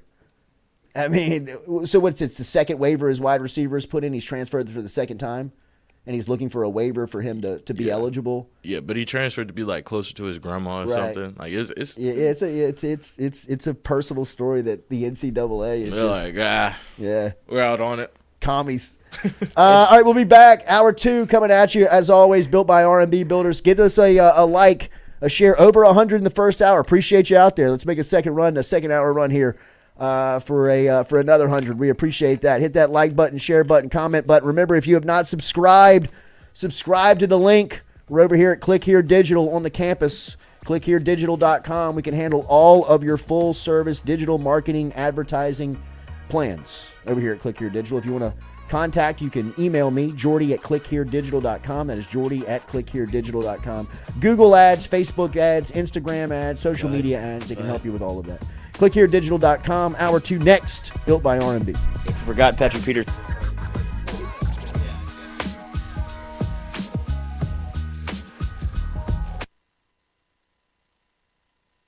Red Stick Sports, a local staple in Baton Rouge to all sports fans, was founded back in 1981 and has remained a family business for over 40 years. Today, they still have the great selection on the floor, but they're also a leader in custom apparel for businesses, sports teams, and other groups. Take it from us, everybody over here at FM Digital Media. They help us out with all of our apparel. Let them help you out today. Go ask for Cody over at Red Stick Sports. Check him out online at redsticksports.biz.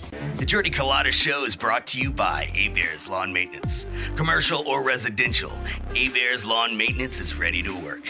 A-Bears can tackle all your homeowners association requirements. Call Blake at 225-485-8022. A-Bears Lawn Maintenance. In a wreck, Gordon McKernan Injury Attorneys is ready to go to work for you. Come meet your team. I'm your intake specialist. I coordinate your case and connect you with your attorney and paralegal. That's us, your legal team. Thanks. And we'll fight to get you every dollar you deserve. I'm your settlements and disbursement manager, and I'm here to get you paid on time. I'm attorney Gordon McKernan. Put our team to work today. Just call us. Get it done. Hey Tiger fans, when you're traveling through Natchez, Mississippi, make sure to visit Tom and Wright Granning at Go Mart and On The Go Deli, where you can fill up your tank and your belly. Go Mart has clean restrooms, community coffee, an awesome beer cave, and a great selection of anything you may need on your trip. Located at 4 Sergeant Prentice Drive as you're entering Natchez on the left. Also stop by Wardo's Po' Boys at 309 North Broadway on the beautiful Natchez Bluff, where the Po' Boys are so good you'll swear you're in Cajun country. At Ochsner, we know healing is a team sport. That's why we've partnered with world-renowned orthopedic surgeon Dr. James Andrews to create the Ochsner Andrews Orthopedics and Sports Medicine Institute. Whether you're a professional athlete or a weekend warrior, our team of specialists are dedicated to getting you back in the game. So whatever your reasons are for reaching your personal best, we've only got one. You. Ochsner Andrews Institute. Long live you. All right, buddy. Make it a good shot. Oh, yeah.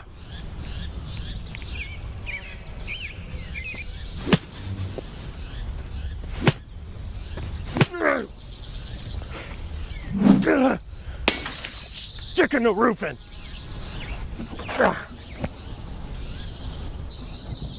For a hole in your roof, for a whole new roof, go roof.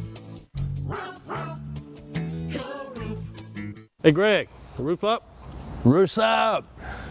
Roof's up. Roof's up. Roof's up? Roof's up. Roof's up! Beautiful roof every single time. True. True.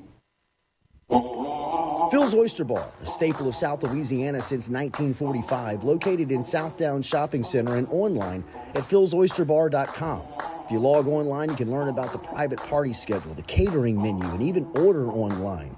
Daily lunch specials Monday through Friday. Learn about the history when Gus Piazza took it over in the early 70s, made it an absolute stop-in for everyone who came through Baton Rouge, and now Anthony, his son, carrying on the tradition.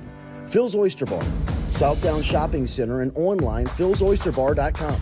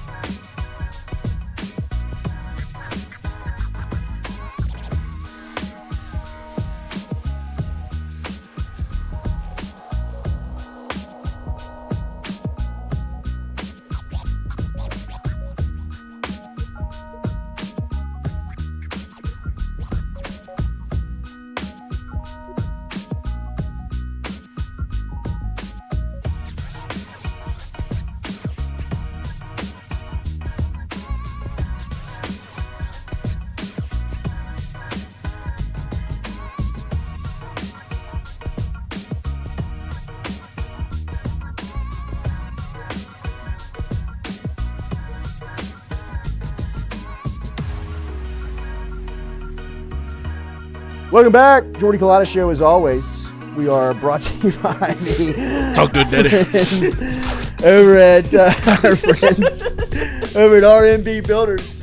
You are looking at a Harold Perkins authentic jersey signed from Perk 40, a part of our friends and partners over at Signa Frames. Remember, over at Signa Frames, you can find them online at signaframes.com to learn more. Talked to Noel last night from Signa Frames. They're doing a giveaway. They want to do a giveaway with our show. And one of their jerseys, it looks like it's going to be a Drew Brees jersey, which is a classic collection that they have over at Signa Frames. Remember, you can surf signaframes.com to see all of the inventory that they have. I mean, they got some pretty cool stuff over there, man. But that was a compliment of Eric and Noel to the show over at Signa Frames, and we've been telling you we are partnered up with them. We're going to have a promo code. We're going to have a giveaway from our friends over at Signa Frames. But make sure you're following them on social media and that you search them online, as you should see the spot running in the show, as we've got a couple of endorsements running for Signa Frames right now. So check them out, signaframes.com. You see that Perk jersey that they have. They got a lot of cool stuff over there, so check them out. Is this the Roku TV? Which one's which? Bro, these TVs. I've never seen somebody struggle. I don't think it's your fault. I don't think it is either. I mean, I even took a screenshot and sent it over to part-time Petey Burns over the SEC network. Think if he could, push it up the pole for me. What? What? Pause. Pause. What? Huh? Push it up the pole. He seems like he said it's our issue. Oh, it's definitely on our end. But every other channel right now. Does anybody have SEC network through the Fubo TV streaming app, and the content is just not trying to sneak in? Showing? Come on in, enter. Do you have the passcode? Come have a seat right over here. New England clam chowder? Is that the red or the white? The red or the white. All right, Chris Blair, the voice is here. Let's take we'll turn this set over real quick and have the voice right back in his rocking his Carriages look this week. As always, his spot brought to you by Carriages of Baton Rouge. We'll come back and have Chris Blair with us right after this. Jordy Culotta Show, built by R&B. The other voice of LSU Gold.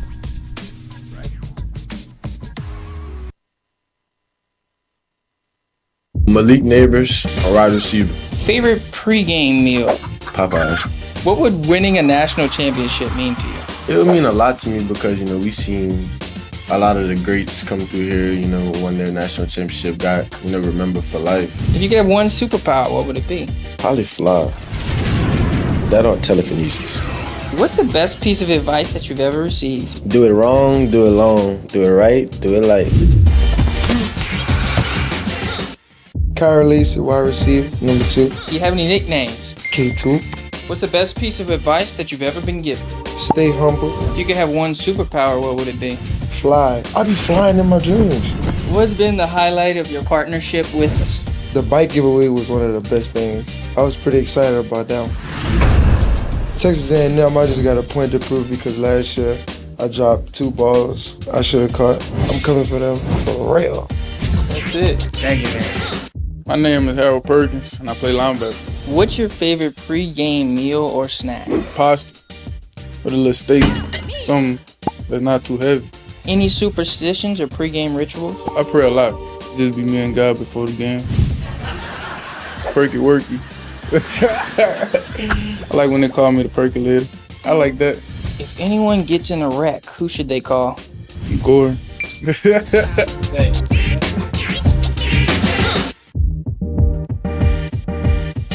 Where were you born at, Greg? Hattiesburg, Mississippi.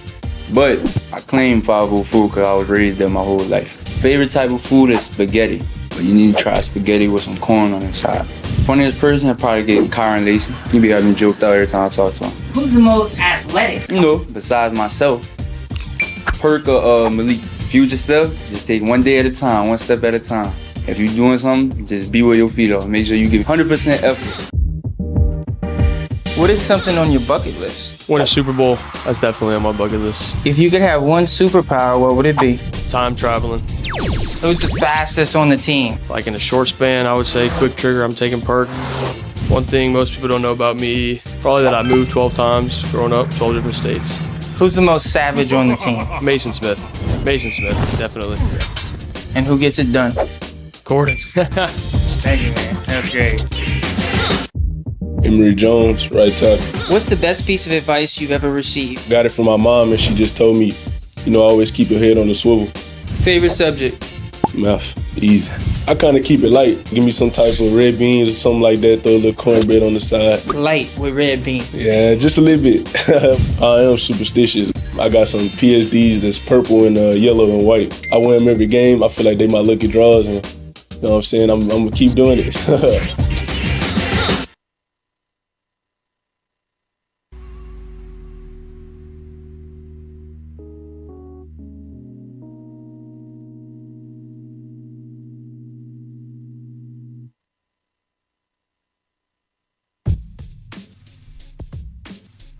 Welcome back. Thursday edition Jordy Culotta Show is always built by RMB Builders. As always, we catch up with the voice of the Tigers. Great segment every week presented by our friends over at Carriages Clothier over in Jefferson Highway Shopping Center. Will Aguirre and the crew, go and stop in and see them. They got the alternate logo that Blair rocks every week here on Thursdays in the booth, on Saturdays at the radio show, tonight over at TJ Ribs, as they'll be over there getting ready for the first road trip in the league and an 11 a.m. kickoff. We'll talk to the voice about, about what that means for the schedule. We welcome him in every week, looking sharp in his polo from Carriages, as always.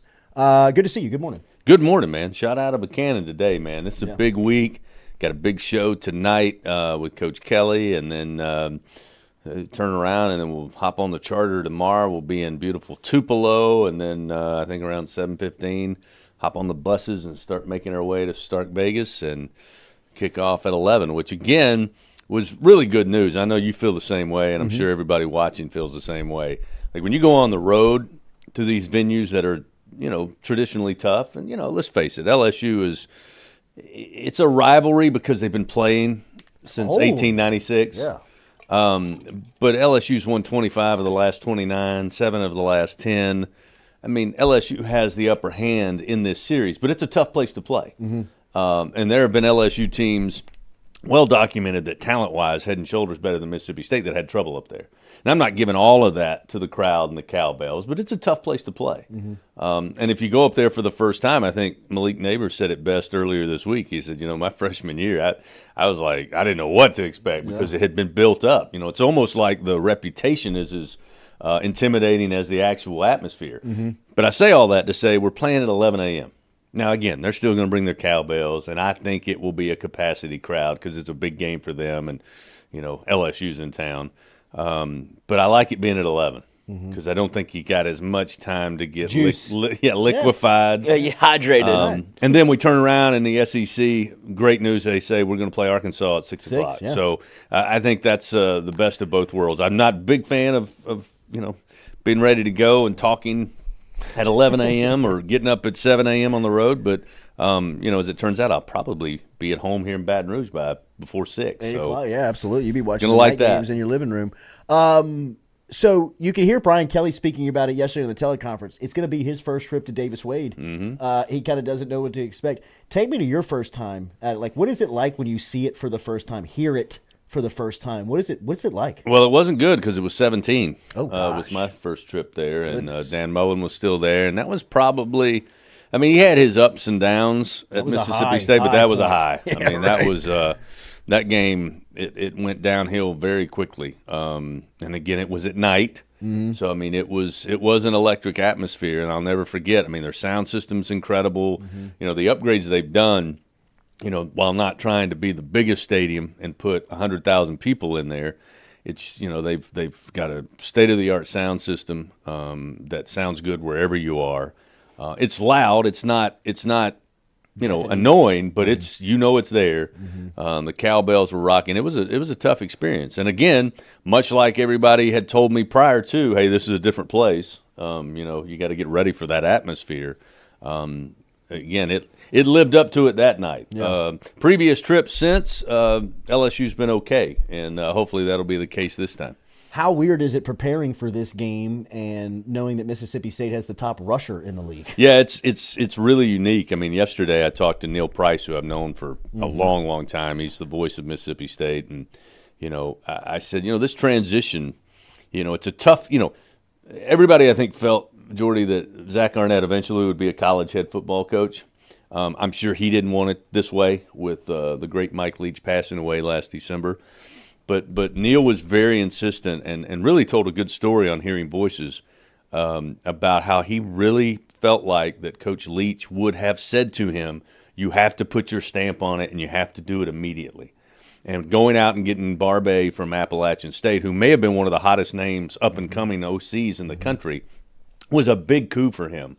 And they are very different. I mean, just look at the numbers. The talk coming out of Tiger Stadium after the 72-10 win on Saturday over Grambling was, hey, did you see? Will Rogers only threw it 17 times. Mm-hmm. And they went to overtime and, threw 15 passes in regulation. But, yeah, it's Jaquavius Marks. I mean, I think he's the headline guy at running back.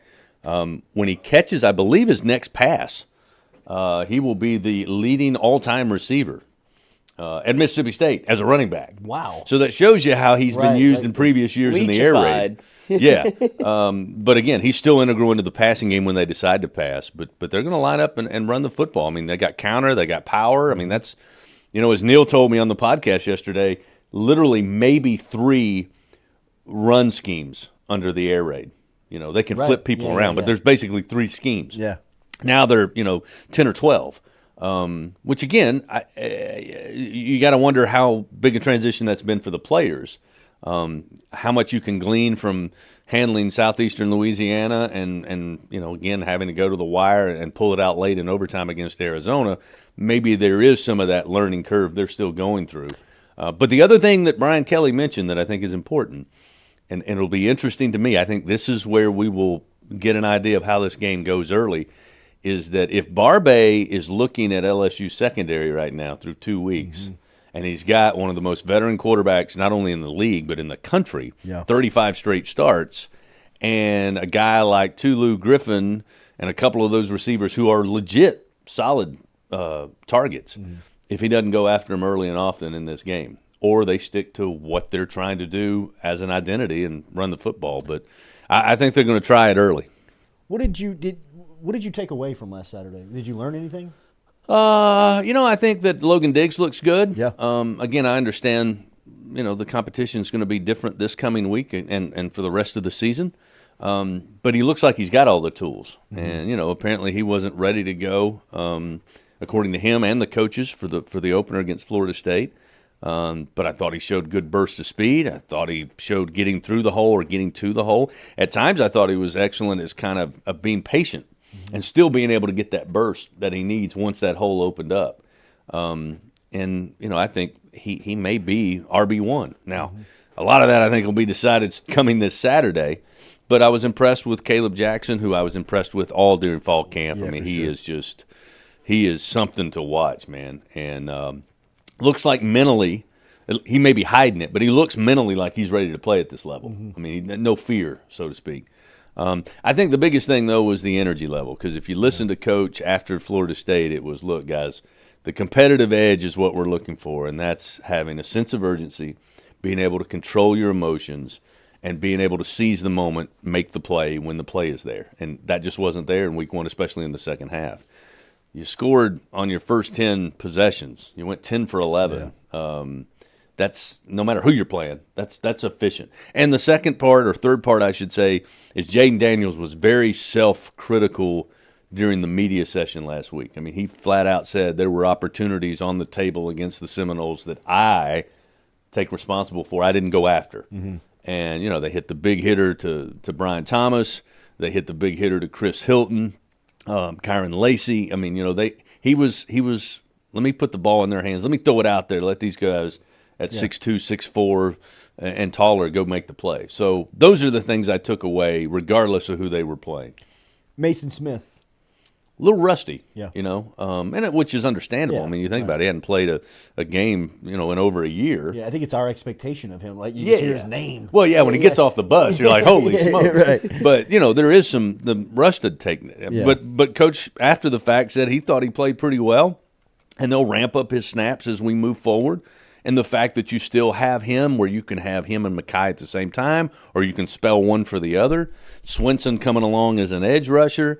They find kind of where Harold Perkins needs to be and where I think he will be for the rest of the season. Suddenly that front seven kind of becomes the front seven we thought we would see that maybe we didn't see in week number one, obviously because Mason wasn't there. 2 years in a row, it seems like a true freshman is going to crack the lineup as an offensive lineman. Yeah. Lance Hurd got some good run last weekend. I think it's a matter of a time before you travel the league, the rosters, you dive in. Have you seen this? I know that Alabama's got a starting left tackle right now that's a true freshman. I know Georgia has a redshirt freshman as their tackle, but that's about the extent of it. Do you see anything? I mean, like I think you just explained how rare it is. I mean, Alabama again. Is the dynasty over? I mean, I don't know. I just know that Alabama still has a lot of talent. Right. I don't know what the issue is right now, currently in that locker room.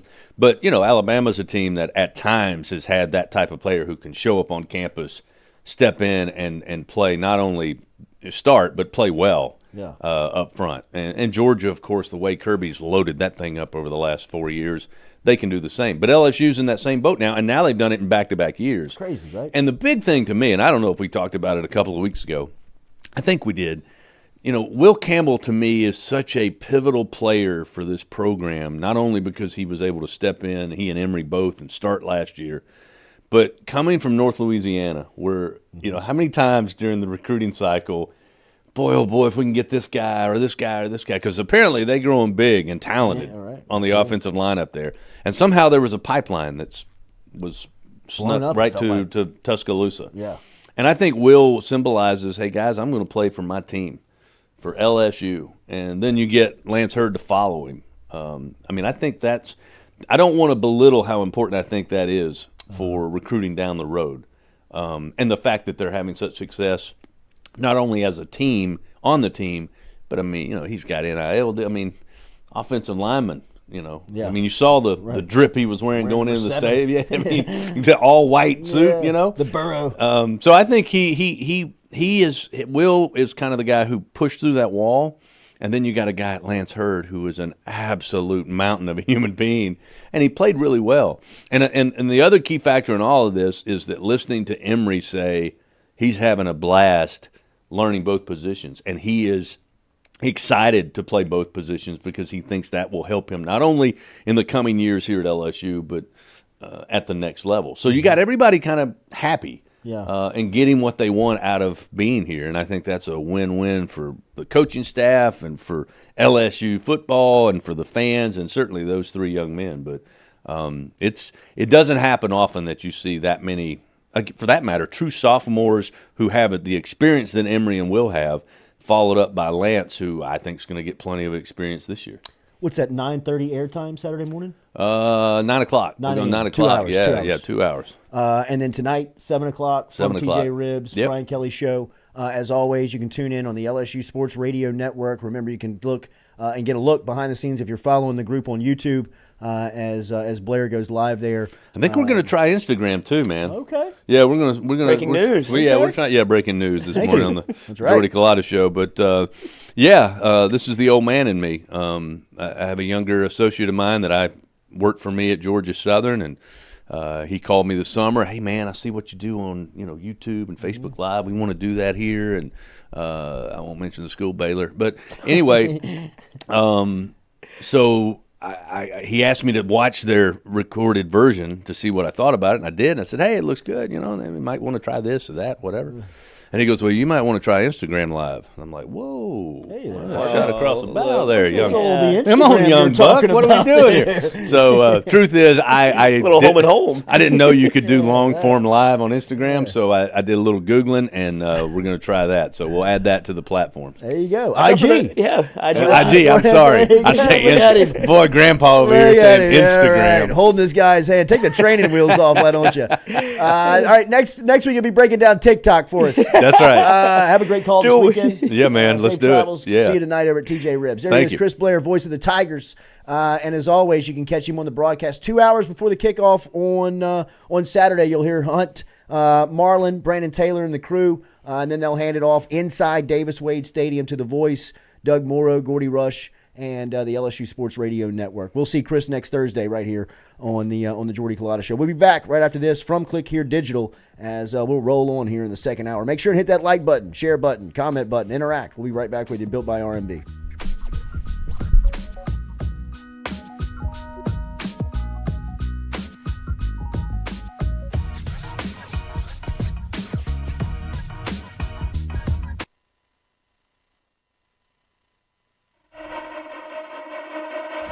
If you're in the market for a mortgage lender, you need to start with Doug Bickley and his team. Bickley has built a crew with over 50 years of combined lending experience. They've been in business for over 20 years, and they love helping their clients achieve the American dream of home ownership. They're also key with working in real estate agents and helping their clients getting same-day pre-approval. They average about one buyer a day getting them in a home. If you want to get in touch with Doug and his crew, it's easy. Call them 225-214-5154. 225-214-5154. Go see the Bickley team today. They're located on the corner of Coursey Boulevard and Sherwood Forest right here in Baton Rouge.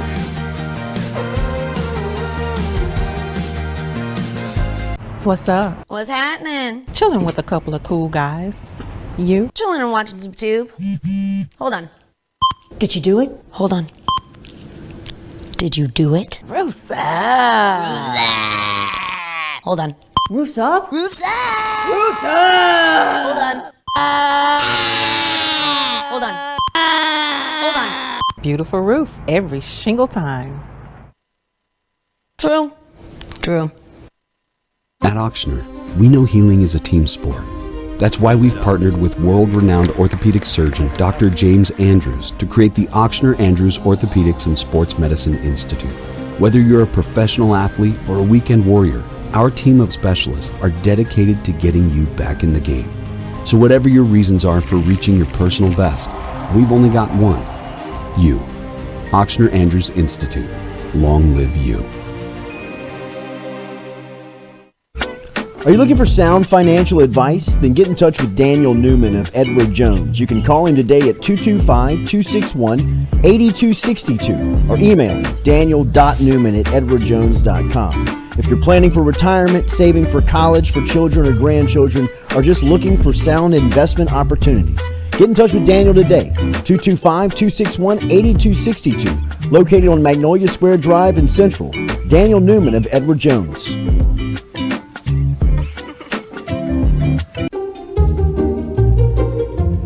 You can't put the cart before the horse. That'd be like, will you marry me? Do I know you?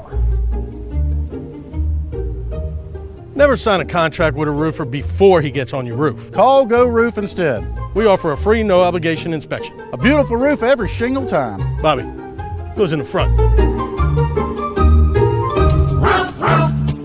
Go Roof. Belmont Stakes Race Trainer.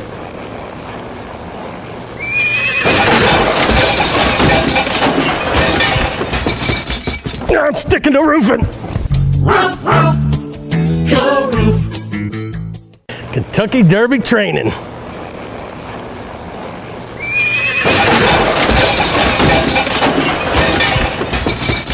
I'm sticking to roofing. Roof. Go Roof. Offensive player of the game from LSU, Joe Burrow. Football is life. Football is Joe Burrow.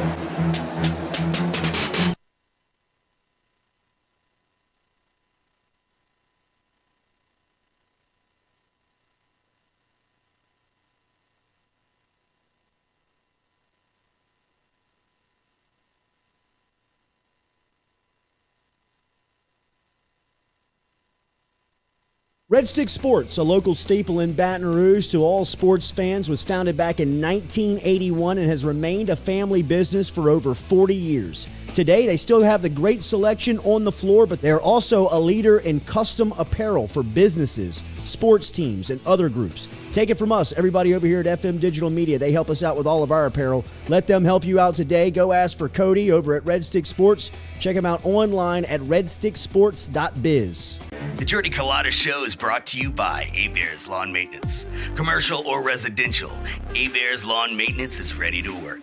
A-Bears can tackle all your homeowners association requirements. Call Blake at 225-485-8022. A-Bears Lawn Maintenance. In a wreck, Gordon McKernan Injury Attorneys is ready to go to work for you. Come meet your team. I'm your intake specialist. I coordinate your case and connect you with your attorney and paralegal. That's us, your legal team. Here you go. Thanks. And we'll fight to get you every dollar you deserve. I'm your settlements and disbursement manager, and I'm here to get you paid on time. I'm attorney Gordon McKernan. Put our team to work today. Just call us. Get done. Hey Tiger fans, when you're traveling through Natchez, Mississippi, make sure to visit Tom and Wright Granning at Go Mart and On The Go Deli, where you can fill up your tank and your belly. Go Mart has clean restrooms, community coffee, an awesome beer cave, and a great selection of anything you may need on your trip.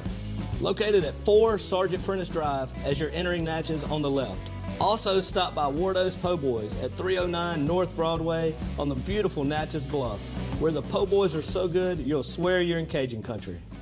At Auctioner, we know healing is a team sport. That's why we've partnered with world-renowned orthopedic surgeon Dr. James Andrews to create the Auctioner Andrews Orthopedics and Sports Medicine Institute. Whether you're a professional athlete or a weekend warrior, our team of specialists are dedicated to getting you back in the game. So whatever your reasons are for reaching your personal best, we've only got one. You. Auctioner Andrews Institute. Long live you. All right, buddy. Make it a good shot. Oh, yeah.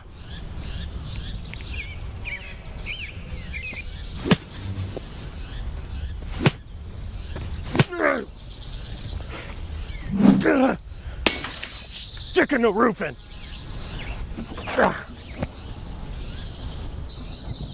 For a hole in your roof, for a whole new roof, go roof. Roof, roof, go roof. Hey, Greg, the roof up? Roof's up.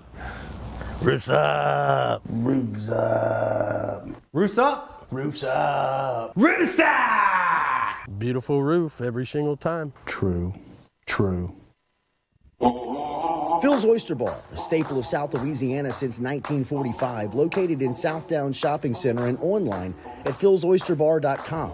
If you log online, you can learn about the private party schedule, the catering menu, and even order online. Daily lunch specials Monday through Friday. Learn about the history when Gus Piazza took it over in the early 70s, made it an absolute stop-in for everyone who came through Baton Rouge, and now Anthony, his son, carrying on the tradition. Phil's Oyster Bar, Southdown Shopping Center, and online, philsoysterbar.com. Let's be special. Let's be strong. Let's spell greatness from the top. 1, 2, 3, 4, 5, 6, 7, 8, 9,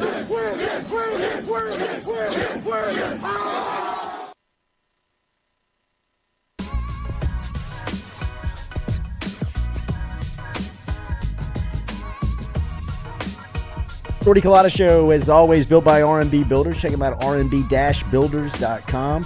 We are with our friends from the Athletic Collection, who has, look at this week. My man, Brent, what we got, bro? Man, we got a game day poster, went with a little different style. We got Will Campbell walking the Bulldogs, kind of out there in the country farm, whatever you want to call it, playing Mississippi State. So we kind of went with the theme and kind of rolled with it. His outfit that he wore last weekend kind of circulated on social media, so let's throw it on a poster. It looks great. Big Willie style. Of course, number 7 for LSU was dripping last weekend with the Burrow fit coming down Victory Hill alongside Brian Kelly and Jaden Daniels. It is now available on our social media, anywhere that you can get the Athletic Collection. This is this week's poster. And remember, every week we've got a game day poster for you that is available. That is available for you. And also this week, if you do get this poster, you're going to get a cool little number 7 sticker with it as well. So for as long as those last, not in this studio, I've already copped one. Yeah. And then a cup. I've got 10 of these cups that first 10 people will get a cup with it also. Poster's $25. At any other store, the cup is worth more than $25. So beautiful. First 10. Brent Pitaro of the Athletic Collection. It is quick hitters here every week with him, but the game day poster is always turning over. They can learn more at the Athletic Collection. Yep. Yeah, you can follow us on Twitter. We got a LSU specific Twitter as well. I believe it's just LSU TAC, LSU TAC. But you can find us if you look hard enough. Absolutely, you can find them every Thursday right here on the Jordy Culotta Show, a part of our partnership with the Athletic Collection. That you can pick up your game day poster every single week. Make sure and search our social media. Make sure and hop on the Athletic Collection. You can find them all over social media, and you can find the game day posters here. Brent, great to see you. Yeah, appreciate it, man. We will see you next week for our game day announcement. We'll come back, have Victor Howell. We'll close it out here on the Jordy Culotta Show, as always, built by R&B Builders. Real quick. What's the app that you can get on your phone? Yeah, it's just search the Athletic Collection. AR stands for Augmented Reality. So after the game, That's right. We'll have highlights, of course, of the game. Hopefully, of LSU taking care of business over there. And I just think they go hand in hand. If you get the poster, you should get the app because then you get the highlights that come with it. That's the coup de grace of having it. Yeah, it's free. App's free. We can't make any money off of it. Don't really try to or care to. Just buy the poster, support the players, and we'll make it that way.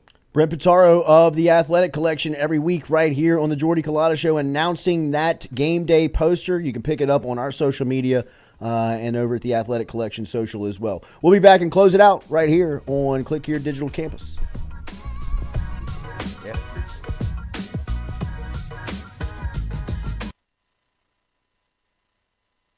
Red Stick Sports, a local staple in Baton Rouge to all sports fans, was founded back in 1981 and has remained a family business for over 40 years. Today, they still have the great selection on the floor, but they're also a leader in custom apparel for businesses, sports teams, and other groups. Take it from us, everybody over here at FM Digital Media. They help us out with all of our apparel. Let them help you out today. Go ask for Cody over at Red Stick Sports. Check him out online at redsticksports.biz. The Jordy Culotta Show is brought to you by A-Bears Lawn Maintenance. Commercial or residential, A-Bears Lawn Maintenance is ready to work. A-Bears can tackle all your homeowners association requirements. Call Blake at 225-485-8022. A-Bears Lawn Maintenance. In a wreck, Gordon McKernan Injury Attorneys is ready to go to work for you. Come meet your team. I'm your intake specialist. I coordinate your case and connect you with your attorney and paralegal. That's us, your legal team. Here you go. Thanks. And we'll fight to get you every dollar you deserve.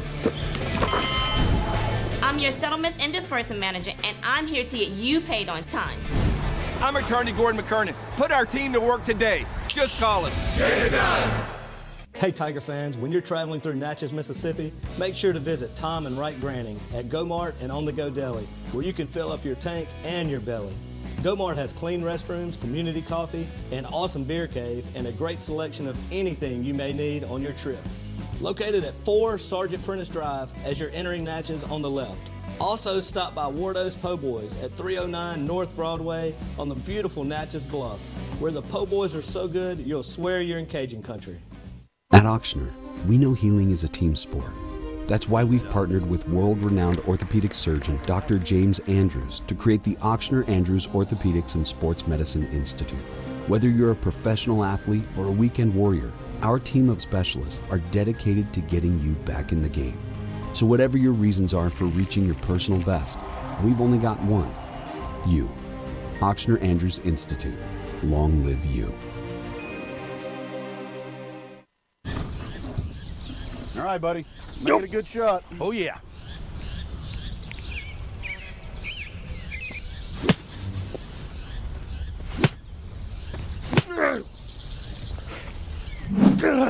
Sticking the roof in.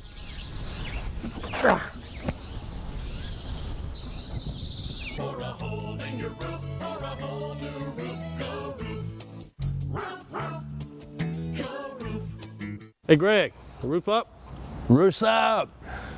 Roof's up. Roof's up. Roof's up. Roof's up. Roof's up. Beautiful roof every single time. True. Phil's Oyster Bar, a staple of South Louisiana since 1945, located in Southdown Shopping Center and online at philsoysterbar.com. If you log online, you can learn about the private party schedule, the catering menu, and even order online. Daily lunch specials Monday through Friday. Learn about the history when Gus Piazza took it over in the early 70s, made it an absolute stop-in for everyone who came through Baton Rouge, and now Anthony, his son, carrying on the tradition. Phil's Oyster Bar, Southdown Shopping Center, and online, philsoysterbar.com. Let's be special. Let's do strong. Let's smell great. From the top. 1, 2, 3, 4, 5, 6, 7, 8, 9,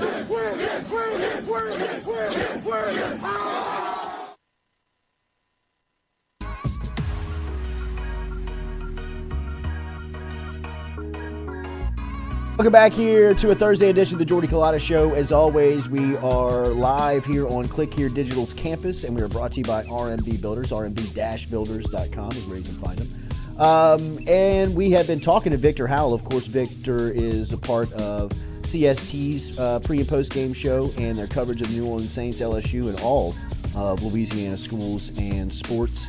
And really love chopping it up with the Saints. The Saints start 1-0.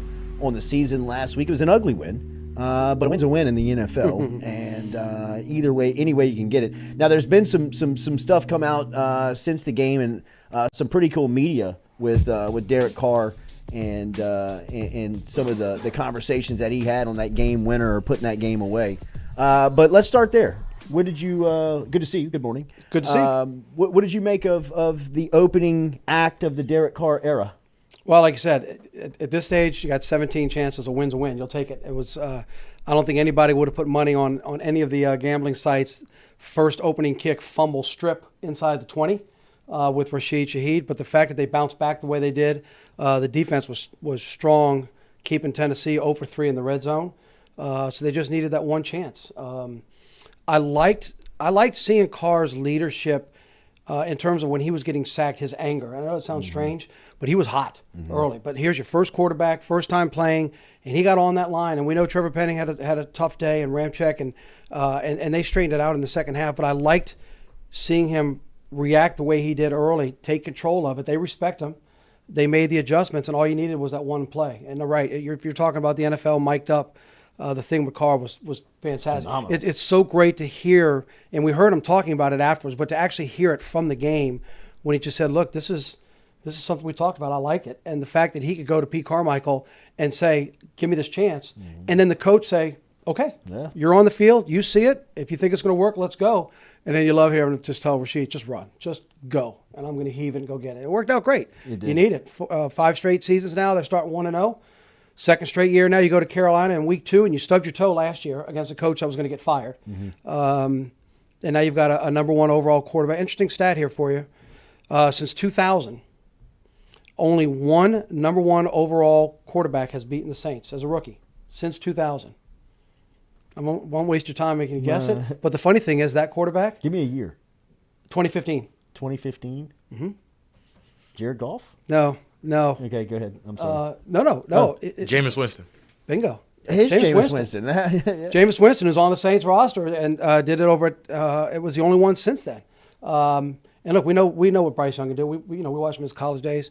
But if you're the Saints, you can't go stub your toe, Carolina. You got to start 2-0. You got Tampa Bay coming at the end of the month. You could be 2-0 in the South, which is a hot mess this year. Yeah. But you got to go get this statement win. You got to go get it at Carolina. Your broadcast partner Scott Shanley does a great job of breaking it down. What does he think of DeMario Davis?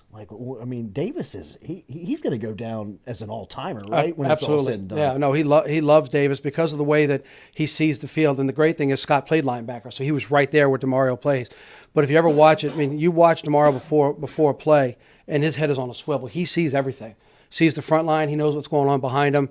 Scott loves his demeanor, loves his leadership, but the way that he plays that role, he can get everybody in the right position when needed. And if you notice more often than not, if somebody's out of position, if there's usually somebody trying to make up for it, it's Davis.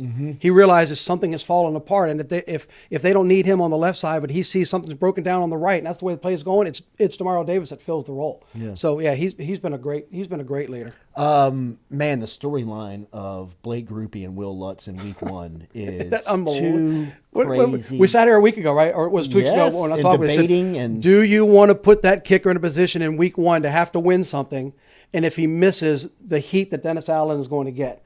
Well, he didn't have to do it at the end, but he had 1 touchdown. You needed 3 field goals. He hit them all. And then for Lutz to go to Peyton and miss a 56-yarder and an extra point in the way they lost, it's just poetic justice, isn't it? Amazing. It's unbelievable storyline. Amazing to see how it played out in week 1 of the NFL. Yeah, What do you no do doubt. with Trevor Penning? What do you do with this offensive line? I mean, do they have remedies here? I was surprised they didn't bench him last week. Were you? No, because week 1, what are you going to do? I mean, look, he's had issues trying to get healthy and get in and play consistently. You're going up against a very good defensive front. Dennis Allen was asked about it right away. Post-game, he said, look, I've got confidence in him. He's going to be fine. Does he need help? Yeah. Does he need to get better? Absolutely. But you notice when they realized there was a gap, instead of benching him, they went ahead and adjusted, whether it was add the tight end, Foster Morrow, doing stuff, whether it was bringing in the running back and chipping, because the running game was not going anywhere in game 1. They struggled getting some consistency out of the backfield.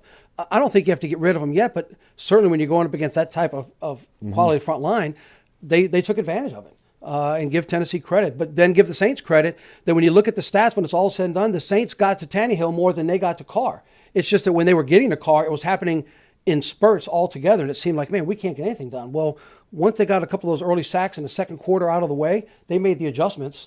Tennessee didn't, and when you look at it, I think Tannehill was hit like 10 times in terms of like only 7 for Derek Carr. Still, that's a lot. Yeah. But the defense for the Saints actually got to Tannehill more than they got to Derek.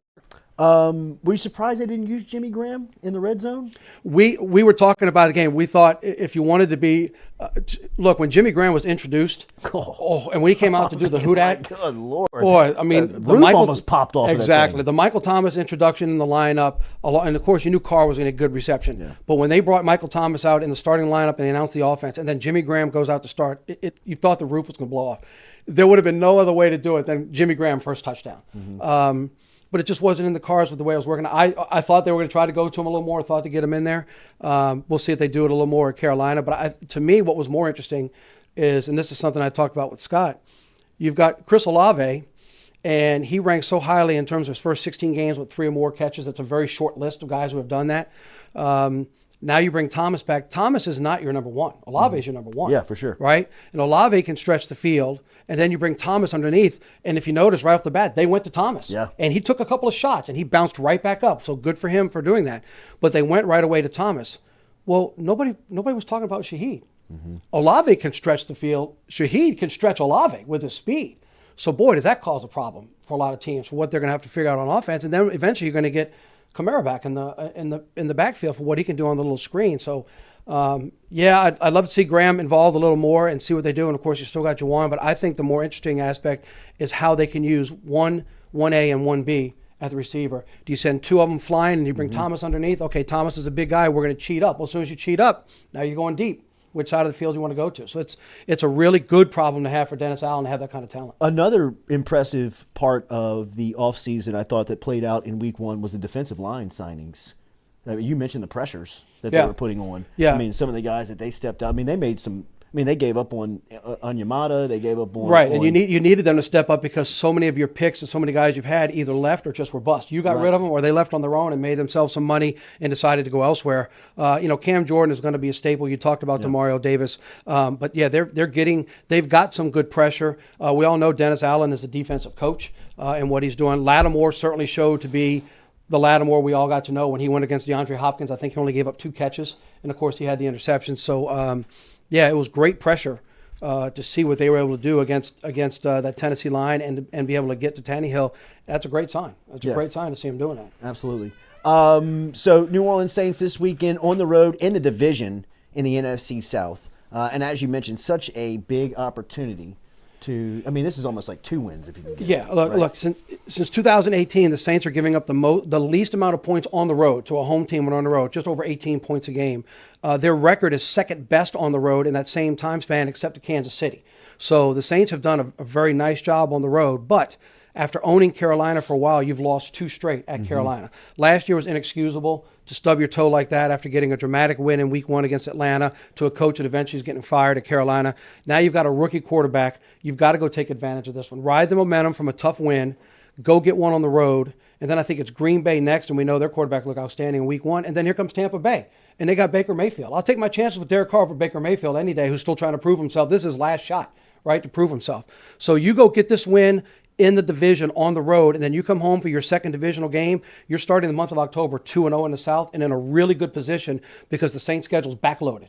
4 of the first 6 are on the road. 4 of the last 6 are at home, including key divisional games. And that's my security blanket, what you alluded to, is the quarterback play in the NFC. Like, I mean, you're talking about like Jordan Love. The most impressive, I thought, after week 1 was Jared Goff in the NFC. Goff looked good, and your boy out at in San Francisco. Yes, Purdy. Purdy was Purdy looks fantastic. Oh my goodness, he was fantastic. He looked fantastic. But no, in the NFC South, you got Baker Mayfield. You got a number 1 overall pick, but a rookie in Carolina, and I can't remember your boy's name in Atlanta. Ritter. But he's played like 5 games. Right. No, look, Atlanta got a very impressive win as well. But Carr's played 142 games. You don't have 140 combined with the other 3 in the South. So yeah, he's new to New Orleans, but he's got the experience, and that's what I'm saying. This is a really good opportunity. For all the stuff the Saints went through last year and all the commotion up until week 16 that we kept having to say, well, believe it or not, take a look at the standings and the Saints still have a chance, right? You just got to win it. Remember that? And then they go to Philadelphia and win, and the whole Cleveland, 6 degrees below zero, all that kind of commotion.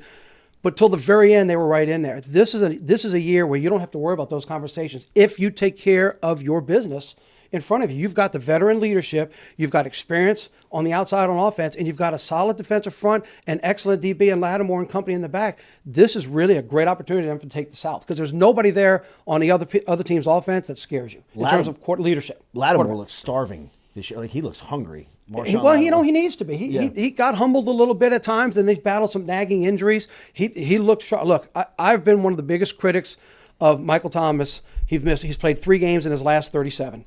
And say, look, you signed that big contract. You had a personality problem with Sean Payton. You got in the doghouse with him, and then you got your butt whipped by a defensive back because you started a fight. Right? Remember that? Yeah, and ever since then, Gardner Johnson. Absolutely. Yeah. And ever since then, he's never been the same. Hey, I want to play. I can't play now. I tweaked my toe. I tweaked my ankle. I want to come back. No, I'm not coming back. Now I'm sitting out. Yeah, but you still signed that mega contract, and you got to go out and earn it. So I've been one of the biggest critics of him to have to get out there. Come prove to me that you're the Michael Thomas that was setting the world on fire when you're on field and got that contract. For the first time in 3 years, he looked it. Yeah. He looked the part. Lattimore looked sharp, getting the interceptions, shutting down DeAndre Hopkins. And, Hopkins is as big of a trash talker on offense as Lattimore is on defense, right? It's a great, the matchups you love to see. And Lattimore stood tall. So, look, it's a 1-game sample, but there are a lot of things to like. And if nothing else, Jordy, you got challenged early that in week 10, 11, 12, if you face adversity, you'd think, okay, we got 10 games under our belt. How are we going to react? This is week 1 with a brand new quarterback, some guys in new positions, guys who've never played together. You faced a lot of adversity against a veteran team that's got a mule of a running back that you held in check other than one run to the left side, I think early in the third quarter with Derrick Henry. And you got the win. That's a great sign, week 1, to face that adversity and come out on top. That collision with him and DeMario Davis.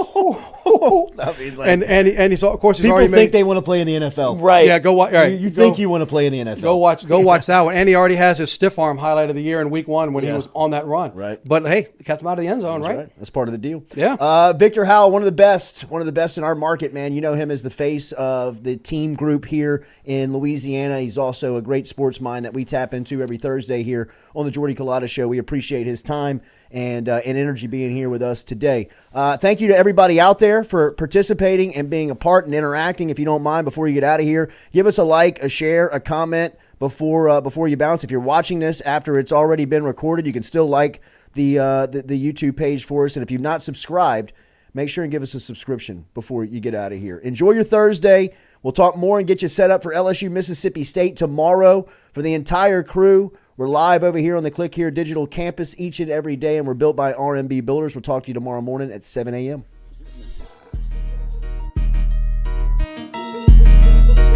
Hey, Chino, put my headphones up, bro. Right there. Monday through Friday from 7 to 9. Yeah, you see the notification, we about to go live.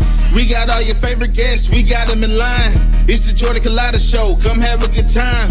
It's the hottest show around, we ain't gotta flex. Call up G, we get it done, we earning our respect.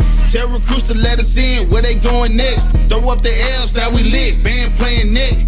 From the boot to the east to the west coast. No matter where we at, we live, mic'd up for show. Open up the phone lines, come and join the show. Make sure you tell your friends about Jordy Culotta Show.